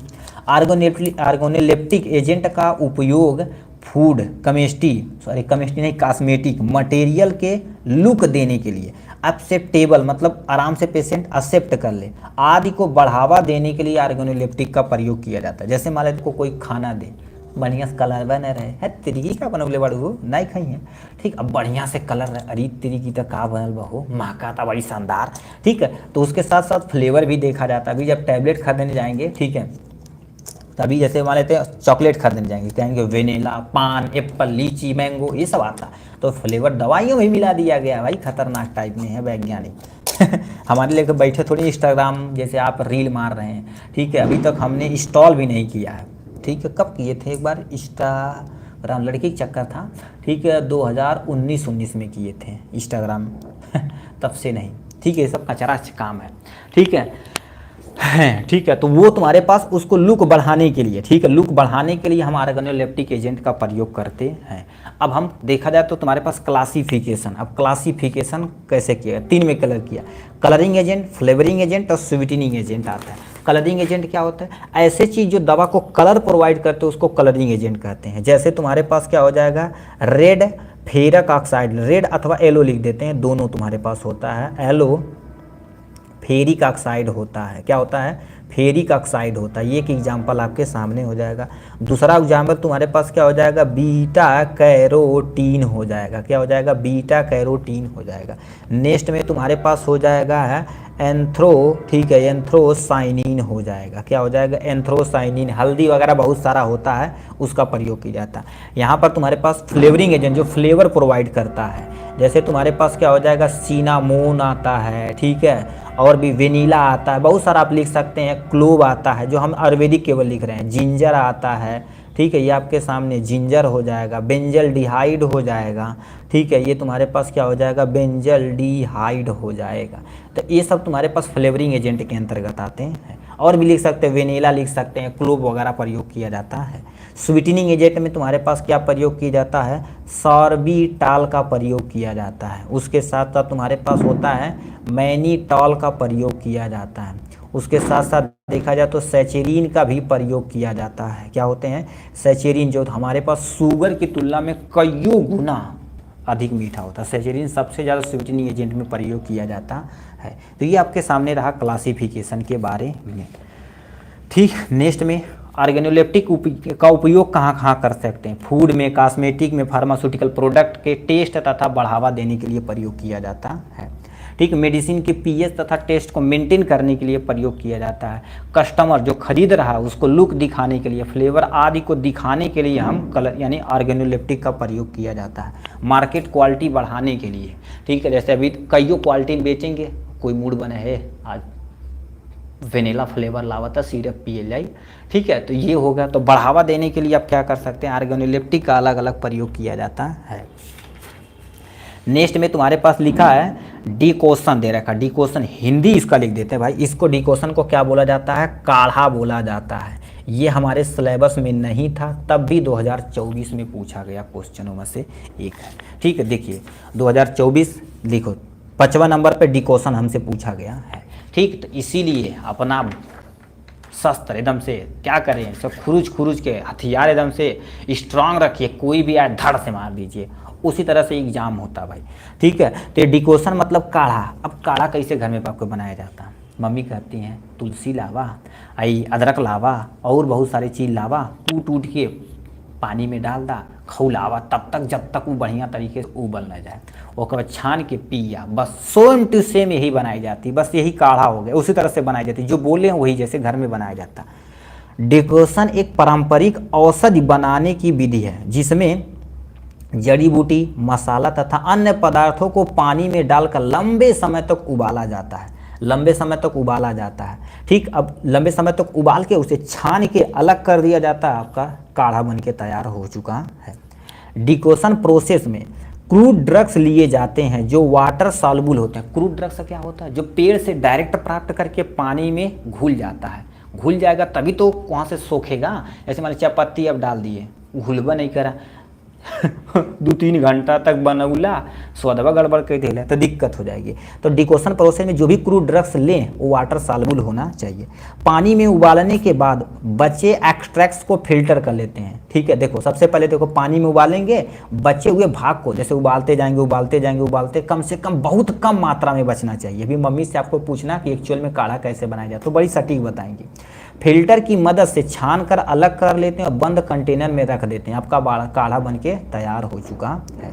ठीक है, इसमें प्लांट का चाहे रूट मतलब जड़ प्रयोग कर सकते हैं, छाल प्रयोग कर सकते हैं, पत्ती प्रयोग कर सकते हैं आदि का उपयोग किया जाता है। जैसे भी किसी को बीमारी होती है ना, गांव में सुनेंगे अरे एक छाल लावा पीस के मर दे है, पानी में उबाल के पिया फिटिया जाए, ऐसे सुने होंगे। जैसे अभी गांव में किसी को बुखार होता है, कहते चिरैतक पत्ता पीला। चिरैतक पत्ता भी एक्चुअल में देखा जाए तो खतरनाक चीज़ है और सही भी काम करता भाई। बहुत सारे हम देखे हैं पेशेंट। ठीक है, अभी हमारे गांव में एक पेशेंट थे, बॉम्बे थे, अब सो मरने के कगार पे हो चुके थे। ठीक, आए यहाँ पर डॉक्टर से, यहाँ पे बहुत सारी दवाइयाँ दी, चेकअप वगैरह किए हैं, बहुत कमज़ोर हो गए थे। ठीक, बट डॉक्टर कहा यार इतनी दवाइयाँ आप झेल नहीं पाएंगे। उनको पर डे आता था 1 NS इन्फ्यूजन में दिया जाता था। ठीक है, और फीवर उनका चढ़ जाता तो 1 इंजेक्शन पैरासीटामॉल लगाया जाता था। केवल 1 एंटीबायोटिक चलाई गई थी, सिफिक्जिन ओफ्लॉक्सासिन यानी GPO के नाम से आता। अब बोले कि ये काढ़ा वाला चीज़ कह रही हैं। ठीक है, काढ़ा बताओ तुम, कहते थे कि 2 लीटर पानी लेना और इस कांग को एक चीज बोले थे होती है जो ऐसे ऐसे लटकी होती है, उसको मिला के पिलाएं। अब तुम सोचो कम से कम हफ्ता दिन तक पिलाएं। अब बंदा फिट हो गया। कहीं यार खतरनाक टाइप में। अभी आप पढ़े होंगे फार्माकोग्नोसी में 64 ड्रग्स है ना, हमारे सिलेबस में 64 ड्रग्स या 81 ड्रग्स है, उतना पढ़े होंगे। बट MBBS में पूरा 1 साल आपको क्या पढ़ाया जाएगा, फार्माकोग्नोसी सब्जेक्ट होता है। आयुर्वेदा गुरु भी बड़ी तगड़ा जानते हैं। हमारे एक डॉक्टर हैं, हम जब अप्रेंटिस करते थे तो बड़ी सटीक बात जानकारी देते थे। ठीक है, तो ये हो गया इनके बारे में। ठीक, फिर क्या उदाहरण क्या लिख सकते हैं, देखिए अदरक हो गया, तुलसी, मिर्च, यानी मिर्च मतलब काली मिर्च ही, मिर्च घर पे डाल देना, काली मिर्च का काढ़ा जो खांसी में उपयोग किया जाता है। यह विधि आयुर्वेदा विधि पुरानी तथा आरामदायक और फायदेमंद होती है। ठीक, इसमें सामग्री को तब तक उबाला जाता है जब तक पानी आधा न हो जाए और छान कर पिया जाता है। काढ़ा बन के तैयार हो गया। अब प्रोसेस में करते क्या, सबसे पहले क्रूड ड्रग्स लेते हैं, पानी में 30 मिनट तक उबालते हैं। एक्चुअल में मिनट फिक्स नहीं है, तो यहाँ तब तक उबाला जाता है जब तक अच्छे से कलर न हो जाए। उसको ला के फिल्टर किया जाता है, फिल्टर करके जो रखा जाता है वो आपका रेडी हो गया है। ठीक है, डिकॉक्शन मतलब काढ़ा आपका रेडी हो चुका है। तो ये बनाने का आपका प्रोसेस था। ठीक है, नेक्स्ट में हम क्या कर देते हैं, ठीक है, यहाँ पर देखिए डिकॉशन के बाद तुम्हारे पास यानी लिखा है difference between capping and lamination. Capping और लैमिनेशन में मैं डिफिनेशन यानी डिफरेंस पूछा, इसका हमारे ये भी सिलेबस में नहीं था। कैपिंग थोड़ा सा केवल टैबलेट में दिया था, टैबलेट कैप्सूल में एक लाइन कैपिंग के बारे में दिया था, लैमिनेशन के बारे में वही देखो भाई 3 नंबर में क्वेश्चन पूछ दिया। इसको हम अलग से, ठीक है, अभी दूसरी बुक में देखेंगे, ठीक है, थोड़ा सा हार्ड टाइप में तो देखेंगे, क्योंकि हमारे पास 3-4 प्रकाशन की बुक है, उस किसी में देखेंगे और अच्छे से इसे नोट बना के हम 3 नंबर का कॉन्सेंट्रेट करके आपको दे देंगे। उसके चलिए इसे अभी हम पीडीएफ पे बट रहेगा, याद रखना पीडीएफ पे रहेगा।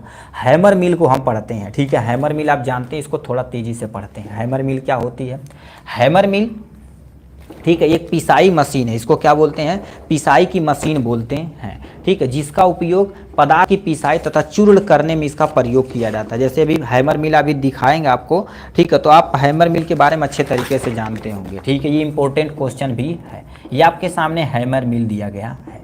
हैमर मिल में यही होता है। ठीक, ये क्या कर देता, ये जो हैमर है इसके द्वारा पीट के पार्टिकल को छोटा कर देता है। तो लिखा है देखो, पिसाई तथा चूर्ण करने में किया जाता है। हैमर में लार्ज पार्टिकल को क्रश करके छोटे छोटे पार्टिकल में बदल देता है, उसी को हैमर मिल कहते हैं। अब किस सिद्धांत पे काम करता, हैमर मिल देखा जाए तो टकराव सिद्धांत पर काम करता। टकराव मतलब ये किसी भी मटेरियल को ऐसे है तो उसको टक्कर मार के छोटा कर देता है, इसीलिए इसे इम्पैक्ट सिद्धांत पर काम करता है। भी क्वेश्चन पूछेगा हैमर मिल किस सिद्धांत पे काम करता, तो आपको फिलअप करना है इम्पैक्ट पे काम करता है, यानी टकराव विधि पर काम करता है। ठीक, उसके बाद कॉन्सेंट्रेशन देखा जाए तो निर्माण, इसमें होता क्या, अब इसको देखने से पहले आप डायग्राम समझिए। देखिए आपके सामने डायग्राम है, ये आपके सामने हॉपर यानी डोंगा होता है, इसी में मटेरियल को रखा जाता है। ये आपको जो नीला कलर की दिखाई गई जैकेट वाल होती है, जो मोटी स्टील की बनी होती है। ठीक, जैसे समझिए वो चक्की चलती है आपके गांव, वही मोटी स्टील की बनी होती है, इसके अंदर हैमर होता है। यहाँ से मटेरियल जब गिरता तो हैमर के द्वारा उसे पीटा जाता है। जब पीटेंगे तो छोटे छोटे पार्टिकल में कन्वर्ट हो जाएंगे। जब छोटे छोटे पार्टिकल में कन्वर्ट हो जाएंगे तो यहाँ से सीविंग मतलब स्क्रीनिंग लगाई जाती है, मतलब जाली लगाई जाती है। जो छोटा पार्टिकल होता है यहाँ पर आराम से गिर जाता, जो इसमें से देखो छोटा पार्टिकल गिर जाता। अब देखो जो छोटा नहीं हुआ तो दोबारा यहाँ पर जाएगा, फिर पीटा जाएगा, तब तक पीटा जाएगा जब तक यहाँ से नहीं निकल जाएगा। जो यहाँ से निकलेगा तो रिसीवर में आराम से प्राप्त कर लिया जाएगा। तो ये आपके सामने है, इसको हैमर बोलते हैं, इसको जैकेट वाल बोलते हैं, इसको स्क्रीनिंग बोलते हैं, इसको रिसीवर बोलते हैं, इसको सॉफ्ट मतलब जो यहाँ पर लगा होता है, जैसे धुर्रा बोलते हैं गाँव में। ठीक है, इसी पे ये नाचता है। ठीक है, तो ये आपको डायग्राम यहाँ से बनाना है, यहाँ से डायग्राम याद रखना जरूर बनाना। तो क्या लिखा कॉन्ट्रैक्शन में, हैमर मिल जो हॉरिजेंटल तथा वर्टिकल मतलब सीधा भी लगा सकते हैं, ऐसे पट्ट भी लगा सकते हैं। जैसे आपके गाँव में भी देखेंगे जो पिसाई वाली मशीन आती है, अब तो देखेंगे ऐसे ऊपर नीचे भी हो सकता है, नाचती है, ऐसे भी होती है, ऐसे भी नाचती है, ऐसे भी नाचती है। गांव में चक्की जो लेकर आते हैं ट्रैक्टर में लगे होते हैं वो पट्ट वाली होती है, तो ये पट्ट और सीधा दोनों लगा सकते हैं। धुर्री पर घूमने वाली होती है। दोना में मटेरियल को रखा जाता है, हैमर से पार्टिकल को पीटा जाता है, स्क्रीनिंग से, ठीक है, छोटे पार्टिकल छाने जाते हैं। छोटे जो पार्टिकल होते हैं, ठीक है, छान दिए जाते हैं। ठीक है, रिसीवर में क्या कर दिया जाता है, प्राप्त कर लिया जाता है जो भी मटेरियल रहता है। वर्किंग एक्चुअल में कैसे काम करते हैं, पहले होपर में यानी हॉपर मतलब डोंगा में मटेरियल को रखा जाता है, फिर मटेरियल को चेंबर में गिरता है, मतलब जब चलता है तो धीरे धीरे गिरता है। हैमर की मदद से उसे पीटा जाता है, जिससे फाइन पार्टिकल में परिवर्तित हो जाता है। हैमर के द्वारा जाएगा, उसे पीट दिया जाएगा, छोटे छोटे पार्टिकल में कन्वर्ट हो जाएगा। स्क्रीनिंग की मदद से छान लिया जाता है, फिर जो नीचे चलनी रहेगी तो उसके अंदर छान लिया जाता है। अंततः जो तुम्हारे छोटे पार्टिकल होते हैं रिसीवर में प्राप्त कर लिया जाता है आपका फाइन पाउडर। ठीक ठीक, अब यूज की बात की जाए तो यहाँ पर फाइन को यानी साइज को छोटा करने के लिए हम क्या कर देते हैं, हैमर मिल का प्रयोग करते हैं। यहाँ पर आपको प्यारा सा एक डायग्राम बनाना पड़ेगा एग्जाम में। ठीक है, वैक्यूम ड्रायर गुरुदेव क्या होता है इसके बारे में थोड़ा सा बता दीजिए। ठीक है, वैक्यूम ड्रायर के बारे में हम बता देते हैं आपको अच्छे तरीके से। ठीक है, अब वैक्यूम ड्रायर गुरुदेव क्या होता है, ये भी क्वेश्चन देखा जाए चौथा नंबर क्वेश्चन है, ये 9वां नंबर क्वेश्चन है। उसके बाद जो आपका 20 नंबर का एमसीक्यू वगैरह रहेगा उसको देखेंगे। है यहाँ पर कहाँ चला गया ये, यानी पर वैक्यूम ड्रायर। वैक्यूम ड्रायर क्या होता है, कुछ ऐसे मटेरियल होते हैं उन्हें जब तुम सुखवाओगे, आँच दोगे तो जल जाएंगे। अरे तेरी की गुरुदेव ये कौन सी आग हो। ठीक है, तब उन्हें वैक्यूम दे के मतलब हवा के द्वारा उसे खींच लिया जाता है, तो उसको वैक्यूम ड्रायर बोलते हैं। जैसे अभी तो वो आते हैं जो भोंपू टाइप में होता है जी, जो लड़कियां बाल ऐसे वो करती हैं, जैसे क्या बोलते हैं लड़कियां गांव में कहाँ, गांव में तो ऐसे दुपट्टा लेना भड़फड़ फड़फड़ मल्लन वैसा फिटिया का काम। वो शहर में जिसके पास CBSE वाली, जिसके पास भरपूर पैसा होता है, वो क्या कर देती है, भोंपू टाइप में लेती हैं और अपने बाल को ऐसे ऐसे सुखाती हैं। Same to same vacuum dryer होता है। ठीक है, वैक्यूम ड्रायर एक ऐसी मशीन होती है जो कम दाब की तहत सामग्री को सुखाने के लिए प्रयोग की जाती है। ठीक, यह पदार्थ से नमी हटाने के लिए गर्मी तथा वैक्यूम का प्रयोग करते हैं। मतलब सबसे पहले कोई पदार्थ रहेगा उसमें ट्रे के रूप में रख दिया जाएगा, उसमें गर्मी, ठीक है, गर्मी बहुत कम, दाब ज़्यादा दिया जाएगा, कम दाब पर गर्मी तथा वैक्यूम क्रिएट किया जाएगा। जो भी मटेरियल रहेगा वहाँ से पानी सोख लिया जाएगा, पदार्थ आराम से सूख जाएगा।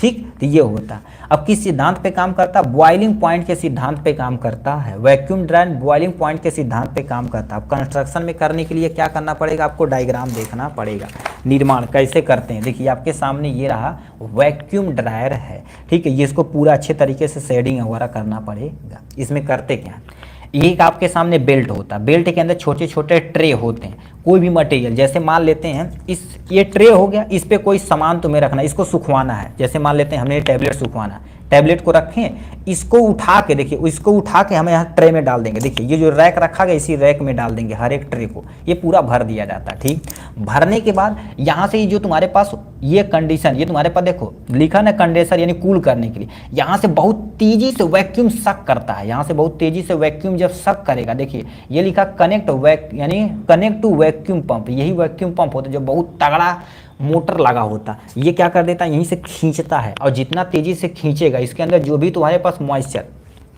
एक्चुअली होता क्या, देखो इसके अंदर रख के इसे बंद कर दिया जाता है। जब बंद कर दिए तो ये पूरा सील हो गया। ठीक है, सील हो गया। जैसे आपके घर में ओवन वगैरह होगा, इस पर देखेंगे खाना वाना पकाया जाता है। ठीक है, इसके अंदर बंद कर दिए, यहाँ से वैक्यूम रहेगा, पूरा जितना भी थोड़ा बहुत नमी रहेगी सबको खींच के उठा के यहाँ लागेगा, और इसके द्वारा क्या कर दिया जाएगा, निकाल दिया जाएगा। ठीक, अब हमारे पास जो भी तुम्हारे पास मॉइस्चर रहेगा यहाँ पर नमी के रूप में निकाल दिया जाएगा। नमी क्योंकि यहाँ पर हवा के रूप में खींचेगा, यहाँ पर कंडेंसर इसलिए लगाएगा कि ठंडा हो जाए, तो यहाँ पर रिसीवर में आराम से प्राप्त हो जाएगा, पानी अलग हो जाएगा, ये पूरा चीज़ सूख गया। बस यही सिद्धांत होता है, इसी को वैक्यूम ड्रायर बोला जाता है। डायग्राम आपको यहाँ बनाना पड़ेगा। इस विधि में क्या करते हैं, देखिए क्या, सामग्री को सुखाने के लिए ट्रे में समान रूप से फैलाकर चेंबर में रख दिया जाता है। वैक्यूम पंप चालू कर दिया जाता है, हीट क्रिएट होता, नमी उड़ जाती है, सामग्री सूखने के बाद उसे बाहर निकाल लिया जाता है, बस काम हो गया है। अब कौन कौन चीज़ सुखवाया जाता है, मटेरियल सुखाने के लिए जो हीट के प्रति संवेदनशील होते हैं, कुछ ऐसे मटेरियल होते जो हीट के प्रति ज़्यादा संवेदनशील होते हैं, तो उनको सुखवाने के लिए हम क्या कर देते हैं, वैक्यूम ड्रायर का प्रयोग करते हैं। वैक्यूम यानी जैसे पैकेजिंग फल हो गया, सब्जी हो गया, जड़ी बूटियाँ आदि को हमारे पास नमी तो हटाएंगे नहीं तो दिक्कत हो जाएगी, नहीं सड़ जाएगा वो, तो जड़ी बूटियों को लंबे समय तक रखने के लिए हम वैक्यूम ड्रायर का प्रयोग करते हैं। ठीक, तो ये आपके सामने हो जाएगा। नेक्स्ट में हमारे पास कंपाउंड दे रखा है, टॉक्साइड दे रखा है। ठीक है, टॉक्साइड क्या होता है, यहाँ पर भी क्वेश्चन पूछा गया है। टॉक्साइड भी देखा जाए तो जो बैक्टीरिया होता है उसे निकाल के हमारे शरीर के अंदर डाल दिया जाता है, हमारी इम्यूनिटी सिस्टम जान जाती है, उस बैक्टीरिया को किल कर देती है, यदि इंटर करेगा तो। इसमें क्या होती है, टॉक्साइड एक इनएक्टिव विष होता है जिसे बैक्टीरिया तथा अन्य सूक्ष्म जीवों द्वारा उत्पादित किया जाता है। सबसे पहले बैक्टीरिया लेंगे, बैक्टीरिया के अंदर से जो केमिकल कॉन्स्टिट्यूएंट रहेगा इनएक्टिव फॉर्म में निकाल लेंगे, उसे फिजिकल, ठीक, और यानी केमिकल तथा फिजिकल प्रोसेस से इनएक्टिव कर दिया जाएगा, क्योंकि विषा निकाल के डाल देंगे तो आदमी ये मर जाएगा। ठीक, तो इनएक्टिव के रूप में रख दिया जाता है। अब वो वैक्सीन बन चुका है, याद रखना। सिंपल सा क्या करते हैं, एक बैक्टीरिया लिए सर, लखनऊ का डी फार्मा एग्जाम स्टार्ट हो रहा है। फार्माकोलॉजी पूरी ऑल इंडिया भैया एक ही है, चाहे जो पढ़िए कोई टेंशन नहीं, ठीक है। तो ये क्या लिख रखा है, देखो सबसे पहले बैक्टीरिया से विष निकाल लिया जाता है, ठीक। फिर यानी केमिकल द्वारा यानी रासायनिक विधि द्वारा तथा फिजिकल प्रोसेस द्वारा जो इनएक्टिव कर दिया जाता है, इनएक्टिव मतलब जो उसमें एक्टिव इंग्रेडिएंट रहता है उसे इनएक्टिव कर दिया जाता है ताकि हानिकारक न रहे, लेकिन शरीर की इम्यूनिटी सिस्टम को उत्तेजित करके हमारे शरीर के अंदर यानी एंटीबॉडी बनाने में सक्षम होते। कहने का मतलब वैक्सीन बना दिया गया, हमारे शरीर के अंदर डाल दिया गया, अब हमारी शरीर जान जाएगी अच्छा ये बैक्टीरिया से निकाल के बनाए गई हो, अभी बैक्टीरिया हमें बीमार करेगा तो भन्न से इसको मार देगा। तो हमारे शरीर के अंदर एंटीबॉडी बन के तैयार हो चुकी है, उत्तेजित करके एंटीबॉडी बनाने में सक्षम हो। अब टॉक्साइड का उपयोग वैक्सीन के रूप में समानतः टिटनस हो गया, डिप्थीरिया हो गया, डीडीटी हो गया, इन सबको प्रयोग करने में किया जाता है, ठीक। ये हो गया इंट्रोडक्शन। अब यहाँ पर बनाने की विधि में कहाँ पर आ जाएंगे, सबसे पहले देखो क्या करेंगे, ठीक है। पेन कहाँ गई हो, ठीक है यार, ठीक है। इसमें देखो क्या करता है, सबसे पहले बैक्टीरिया को टॉक्सिक निकाला जाएगा, बैक्टीरिया से टॉक्सिक निकाला जाएगा, उसे कलेक्शन किया जाएगा, फिर इसे इनएक्टिवेट यानी इनएक्टिवेट मतलब निष्क्रिय कर दिया जाएगा, उसमें शुद्धिकरण किया जाएगा, फिर फार्मुलेशन किया जाएगा, फिर क्वालिटी वगैरह चेक कर दिया जाएगा। क्वालिटी यदि सही रहेगी तो आपका रेडी है यूज करने के लिए। ये तुम्हारे पास प्रोसेस हो जाएगा यहाँ से। अब यूज की बात की जाए तो डिप्थीरिया तथा टिटनस के बचाव के लिए किया जाता है, डीडीटी टीकाकरण में इसी का प्रयोग किया जाता है, टॉक्साइड का, ठीक है। नेक्स्ट एग्जाम यहाँ पर हम पोर्शन पे देखते हैं टॉक्साइड के बारे में, ठीक है। टॉक्साइड क्या होता है, ठीक है, टॉक्साइड नहीं, यहाँ पर लिखा ट्रॉपिकल प्रिपरेशन क्या होता है, जिसे ट्रॉपिकल एजेंट के नाम से जानते हैं। तो आपके सामने ट्रॉपिकल एजेंट दिया गया, कैसे क्या, इन सबको हम डिटेल में देखते हैं। क्या लिखा है, टॉपिकल एजेंट एक ऐसा पदार्थ है जो सामान्यतः एक्सटर्नल सतह में लगाए जाते हैं। कहाँ पर लगाए जाते हैं बाबू, एक्सटर्नल सतह पर लगाए जाते हैं। ट्रॉपिकल एजेंट का प्रभाव तेजी तथा सही होता है, मतलब क्या रखा है, जैसे ट्रॉपिकल एजेंट सिंपल सा क्या होता है, एक्सटर्नल यूज के लिए किया जाता है। जैसे क्रीम, कहीं घाव लग गया ना तो क्रीम प्रयोग कर देते हैं, बहुत तेजी से काम करता है, तो वही लिखा रखा है, यानी प्रभाव तेजी से और सही होता है। जैसे तुम्हारे पास त्वचा जल गई है, दर्द हो गया, खुजली हो गया, संक्रमण आदि से उपचार में किया जाता है। जैसे किसी को मान लेते ये उंगली दर्द कर रही तो दवा नहीं खाना चाह रहा है, तो कहते हैं अच्छा कुछ लगा दो सही हो जाए, तो वो जो लगा रहे हैं वही ट्रॉपिकल प्रिपरेशन अर्थात ट्रॉपिकल एजेंट है। इसका एग्जाम्पल क्रीम हो गया, ऑइंटमेंट हो गया, जेल हो गया, लोशन आदि होता है। अब इसका फायदा क्या होता है, ठीक, इसका कुछ फायदा तो होगा। दवा सीधे प्रभावित क्षेत्र पर कार्य करती, क्यों, क्योंकि मान लेते हैं यहाँ पर हमें इन्फेक्शन हुआ है तो इसी पर लगा देंगे, अपना काम तुरंत भन्न से कर जाएगा। लगाने में आसानी तथा अन्य किसी व्यक्ति की आवश्यकता नहीं होती। जैसे कोई व्यक्ति है, अभी मान लेते हैं, ठीक, अभी मान लेते हैं यहाँ पर आपको लगाना है, इंजेक्शन लगाना रहता तो कहीं नर्सेस के पास जाएंगे, यहीं पर लगाना, दवाई निकालें, इसे लगा दिए, बस काम हो जाएगा। बट इसमें अंगुली से निकालने पर थोड़ा सा कंटामिनेशन का चांस बनता है। सिस्टमेटिक एब्जॉर्प्शन कम तथा एवॉइड होता है। सिस्टमेटिक एब्जॉर्प्शन मतलब पहले जैसे खाएंगे तो ब्लड के अंदर जाएगा, लीवर मेटाबॉलिज्म करेगा, तब बहुत सारा काम होगा, बट वो सब तुम्हारे पास ऐड करता है। जल्दी आराम और राहत मिल जाता, कोई भी व्यक्ति जल्दी से लगा लिया, राहत मिल गया। आराम, ठीक है, आराम से उपलब्धता होती, परचेज जगह आराम से उपलब्ध हो जाएगी। उपलब्धता मतलब हर एक मेडिकल स्टोर पे मिलती है। इसका एग्जाम्पल तुम्हारे पास बीटाडीन आता है जो पट्टी काम करने के लिए आता है। एंटी फंगल क्रीम हो गया, डाइक्लोफेनेक जेल हो गया जो दर्द में राहत करता है। एंटीबायोटिक हो गई जो इन सब चीज़ में काम करती है, ठीक है, जो ट्रॉपिकल एजेंट के अंतर्गत आता है, ठीक। ये सब हो गया इन सब चीज़ के बारे में। तो इस तरह से देखा जाए तो हमने पूरी तरह से 11 क्वेश्चन को अच्छे तरीके से अटैम्प्ट कर लिया है। इधर आते हैं आपका पार्ट नंबर सी। अब पार्ट नंबर सी को हम जल्दी इधर से देख लेते हैं, क्या और कैसे दिया गया है, इन सबको अच्छे तरीके से यहाँ पर देखते हैं, ठीक है। क्या लिख रखा है अब इसको देखते हैं अच्छे तरीके से भाई। क्या लिख रखा, पहला क्वेश्चन कर दिया, what is milk magnesia chemically. जो मिल्क ऑफ मैग्नीशिया उसका एक्चुअल में केमिकल क्या होता है इसको बताना पड़ेगा। देखिए अब यहाँ पर नंबरिंग करते हैं, ठीक है। पार्ट सी का 1 नंबर यहाँ पर। मिल्क ऑफ मैग्नीशिया को हम क्या बोलते हैं, मिल्क ऑफ मैग्नीशिया, जो आपके घर में इनो होता है, ठीक है। मिल्क ऑफ मैग्नीशिया जो होता है, ठीक है, मिल्क ऑफ मैग्नीशिया जो होता है जिसे क्या बोलते हैं, MgOH का होल टॉयज होता है। क्या होता है, MgOH का होल टॉयज। मैग्नीशियम हाइड्रोक्साइड को मिल्क ऑफ मैग्नीशिया कहते हैं। तो क्या लिख रखा है, अब देखिए हम अलग अलग तरह से नहीं, कितने लोग होते हैं 500 MCQ करा देंगे, कहीं इसी से बाहर फंसेगा, इसी के अंदर ही फंसेगा। अरे भाई 500 करा दियो तो फंसबा करे, पूरी की तबीयत कराओगे तो फंसेगा। ठीक है, आप ज़्यादा से ज़्यादा 30 40 50 ठीक करिएगा MCQ, उसी के अंदर 20 ठीक फंस जाएगा भाई। ठीक है, अब देखिए इसमें सबसे पहले मिल्क ऑफ मैग्नीशिया, केमिकली देखा जाए तो कैल्शियम हाइड्रोक्साइड कार्बोनेट या magnesium hydroxide, magnesium hydroxide is the correct, MgOH magnesium hydroxide होता है। स्टेबलाइजर आर यूज इलिक्जर, मतलब इलिक्जर जो होता है उसे स्टेबल यानी जो स्टेबलाइजर प्रयोग किया जाता है कि हमारा इलिक्जर रहे लंबे समय तक स्टेबल है, यानी स्टेबिलिटी के लिए, कलर के लिए या प्रिजर्वेटिव के लिए या घोलने के लिए या स्टेबिलिटी के लिए, तो स्टेबिलिटी के लिए प्रयोग किया जाता है।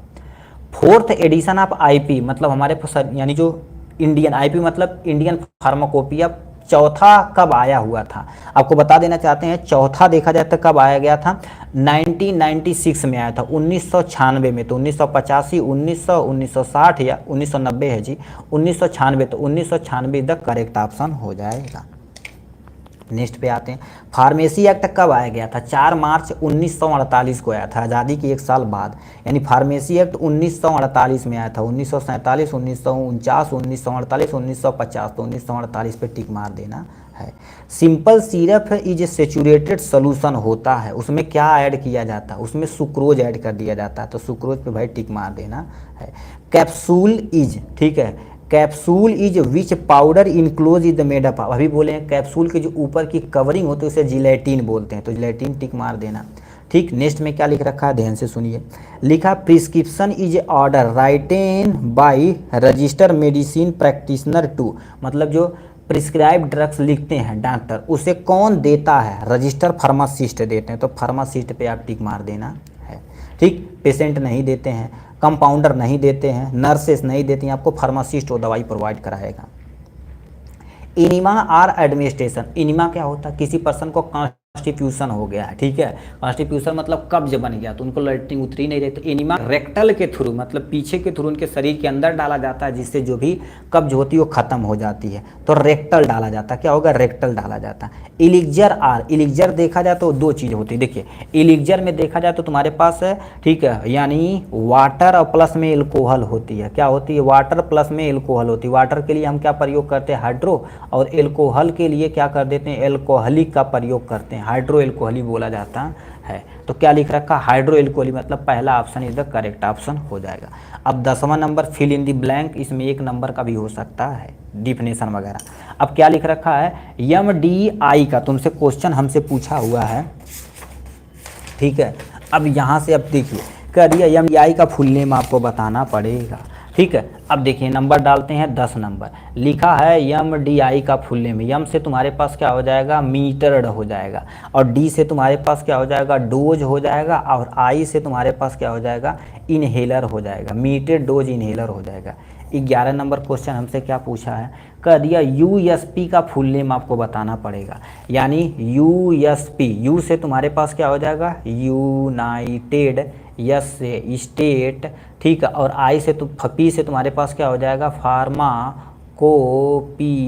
हो जाएगा, यानी यूनाइटेड स्टेट फार्माकोपिया। आई से IP पूछेगा तो इंडियन फार्माकोपिया, BP पूछेगा तो ब्रिटिश फार्माकोपिया हो जाएगी, ठीक है। 12 नंबर क्वेश्चन आपसे सामने क्या पूछा हुआ है, कह दिया है, लिखा है liniment must be not be apply on skin, मतलब लिनीमेंट कहाँ प्रयोग नहीं किया जाता, कहीं ब्रोकन स्किन हो गई, ठीक है, कहीं पर स्किन किसी की टूट रही है तो वहाँ पर नहीं प्रयोग किया जाता है, ठीक, तो ब्रोकन स्किन प्रयोग कर देते हैं, ठीक। एवरी डोजेज फॉर्म 13 नंबर लिखते हैं, ठीक है। 13 नंबर में क्या लिख रखा है, every doses form combination of drugs and different kinds of non drugs component all card. अब देखिए 2 चीज़ होती हैं, इसको हम जानते हो क्या कहते हैं, एक्सी, ठीक है, यहाँ पर एक्सीपिएंट बोला जाता है, एक्सीपिएंट बोला जाता है। इसमें सबसे पहले तुम्हारे पास क्या होता है, एक ड्रग्स होती है, क्या होती है, ड्रग्स, और दूसरा तुम्हारे पास क्या होती है, नॉन ड्रग्स होती है। इन दोनों को मिक्स कॉम्बिनेशन से बनाया जाता है, उसको हम क्या बोलते हैं, एक्सीपिएंट बोला जाता है, ठीक। 14 नंबर क्वेश्चन क्या पूछा है, drugs convert into the suitable form is known as, मतलब ड्रग्स को जब सूटेबल फॉर्म में कन्वर्ट कर दिया जाता है तो उसको हम क्या बोलते हैं, डोजेज फॉर्म बोलते हैं। ठीक है, डोजेज फॉर्म, जैसे अभी खरीदने जाएंगे ना तो अलग अलग दवाइयाँ होती हैं तो उसे सूटेबल कि भैया अच्छा ये सुबह शाम डोज बना दिया जाता है तो उसको डोजेज फॉर्म बोलते हैं। 15 नंबर क्वेश्चन क्या पूछा है, कह दिया सैचरिन एग्जाम्पल ऑफ। अब इससे भाई सैचरिन क्या हुई, अभी स्वीटनिंग एजेंट में देखेंगे, यानी सैचरिन क्या होता है, एक स्वीटनिंग एजेंट होता है। तो लिखेंगे तुम्हारे पास क्या होता है, स्वीटनिंग एजेंट या स्वीटनर सीधे लिख देना। ठीक है, ये आपके सामने स्वीटनर हो जाएगा। 16 नंबर क्वेश्चन क्या पूछा हुआ, ध्यान से सुनिए। कह दिया है 1, ठीक है, 1 teaspoon full is equal to, मतलब क्या कह रखा, 1 चम्मच यदि कोई सलूशन आप ले रहे हैं, ठीक है, 1 चम्मच आप सलूशन कोई ले रहे हैं उसमें कितना ml होगा, 1 चम्मच में एटलीस्ट 5 ml होता है तो कितना ml हो जाएगा, 5 ml हो जाएगा। 17 नंबर क्वेश्चन क्या पूछ दिया है, कर दिया what does H mean on A prescribe, यानी प्रिस्क्रिप्शन। अभी तो भाई सेकेंड ईयर का क्वेश्चन पूछ दिया। एच मतलब क्या होता है, एच का पहले फुल नेम देखा जाता है जिसे हम क्या बोलते हैं, होरा सोमनी बोलते हैं। क्या बोलते हैं, होरा सोमनी बोलते हैं। अब ये क्या होता है, जैसे आप सुने होंगे दवाइयाँ ओडी चलाई जाती हैं, बीडी चलाई जाती हैं, ठीक है, टीडी यानी टीडीएस चलाई जाती है या सो या वो चलाया जाता है। उसी तरह से एच एक ड्रग्स होती है, जब वो दवाइयाँ एक बार लेनी है जब आप सोते समय, तो यहाँ पर लिख देंगे एच मतलब क्या हो जाएगा, ठीक है, यहाँ पर क्या हो जाएगा, सोते यानी सोने से पहले, ठीक है, सोने से पहले बेड टाइम पे दिया जाता है। इंग्लिश में लिखेंगे तो क्या लिखेंगे, बेड टाइम पे जब जाएंगे तब एच का मतलब यहाँ पर होता है। ठीक, ये तुम्हारे 17 नंबर। 18 नंबर क्वेश्चन क्या पूछ दिया है, कह दिया minimum qualification require for register as pharmacist, मतलब यदि आप रजिस्टर फार्मासिस्ट बनना चाहते तो मिनिमम चाहिए, तो आपके सामने डी फार्मेसी होना ही होना चाहिए। भाई बड़ी सट क्वेश्चन, ये हर साल पूछा जाता। 19 नंबर क्वेश्चन का कहले बहु 18 नंबर जीपीएम है भैया, ठीक है, ये तो 19 नंबर का। 18 नंबर तो तुमसे पूछा जीएमपी, भैया इसको तो भैया आप कमेंट बॉक्स में लिख के दिखाइए जीएमपी का फुल नेम। जीएमपी का फुल नेम देखने कितने सबसे पहले कौन लिख के दिखाता है। ठीक है, 20 नंबर क्वेश्चन। 20 नंबर क्वेश्चन में तुम्हारे पास क्या दे रखा है, लिखा vaccine is use to protect from tuberculosis, मतलब ऐसी वैक्सीन है जो ट्यूबरकुलोसिस में, टीबी में प्रयोग की जाती है। वैक्सीन का भाई दवाई नहीं कहा, वैक्सीन बोला है। तो वैक्सीन में तुम्हारे पास BCG होती है, एक वैक्सीन जो है स्पेशल टीबी के लिए ही आती है। अब इसको भी देखते हैं कितने मेरे भाई BCG का फुल नेम आपको लिख के दिखाते हैं। ठीक, तो चलिए आप देखते हैं कितने भाई हमारे पास लिख के दिखाते हैं। ठीक, और आपको लास्ट में बताते चलते हैं, जितने भाई को नोट चाहिए, मतलब इसका पेपर सोल्यूशन का नोट चाहिए तो हर एक सब्जेक्ट का 25 रुपीज़ प्राइस रखी गई है। आप पेमेंट करिएगा, इसी के लिंक में नंबर दिया जाएगा, व्हाट्सअप नंबर पे आपको PDF के फॉर्म में सूटेबल से सूटेबल सुनिश्चित करके आपको दे दिया जाएगा। ठीक, देखिए आप साल भर कुछ भी नहीं पढ़े, 3 साल का पेपर, हम 2022 का पेपर सोल्यूशन, 2023 और 2024 का, इतना का पेपर सोल्यूशन 25 से इससे बाहर तो आई नहीं करेगा। ठीक है, इतने साल आपका पेपर तैयार कर लीजिए, बस बल्ले बल्ले पूरा साल यदि घूमे तब भी कोई टेंशन नहीं। बट आपसे अनुरोध है, यदि देखिए एग्ज़ाम आपका जून में, ये मई चल रहा है, 1 महीना आप कहीं काम करते होंगे तो आपसे अनुरोध है, देखिए काम कोई मजबूरी में ही करता है, चाहे सीखने के लिए पर्पस से करता है, बहुत सारे लोग मजबूरी में करते हैं। ठीक है, तो आप 1 महीना काम बंद कर दीजिए। क्यों? क्योंकि भाई बैक लग जाएगा ना। ठीक है, बैक लगता है तो 3-3, 4-4 साल, डी फार्मा 2 साल का है ना, तो 4-4, 5-5 साल लग जाता है क्लियर करने में। ठीक है, तो 1 महीना आप केवल बैठ के कॉन्सनट्रेट होकर पढ़ दीजिए, क्लियर कर लीजिए, फिर आराम से काम करिए। ठीक, 1 महीना, उसके बाद फिर आपका काम बल्ले बल्ले हो जाएगा। ठीक, तो चलिए आज के लिए बस इतना ही, और यदि वीडियो कैसा लगा है तो प्लीज़ कमेंट बॉक्स में अपनी राय ज़रूर बताइएगा। कोई त्रुटियां होगी तो उसको भी आप बताएंगे। ठीक, देखिए त्रुटियां आप बताएंगे तो उसको सही किया जाएगा अथवा निवारण किया जाएगा। ठीक, चलिए आज के लिए बस इतना ही, फिर मिलेंगे नेक्स्ट वीडियो में नेक्स्ट टॉपिक के साथ। तब तक के लिए bye bye and take care.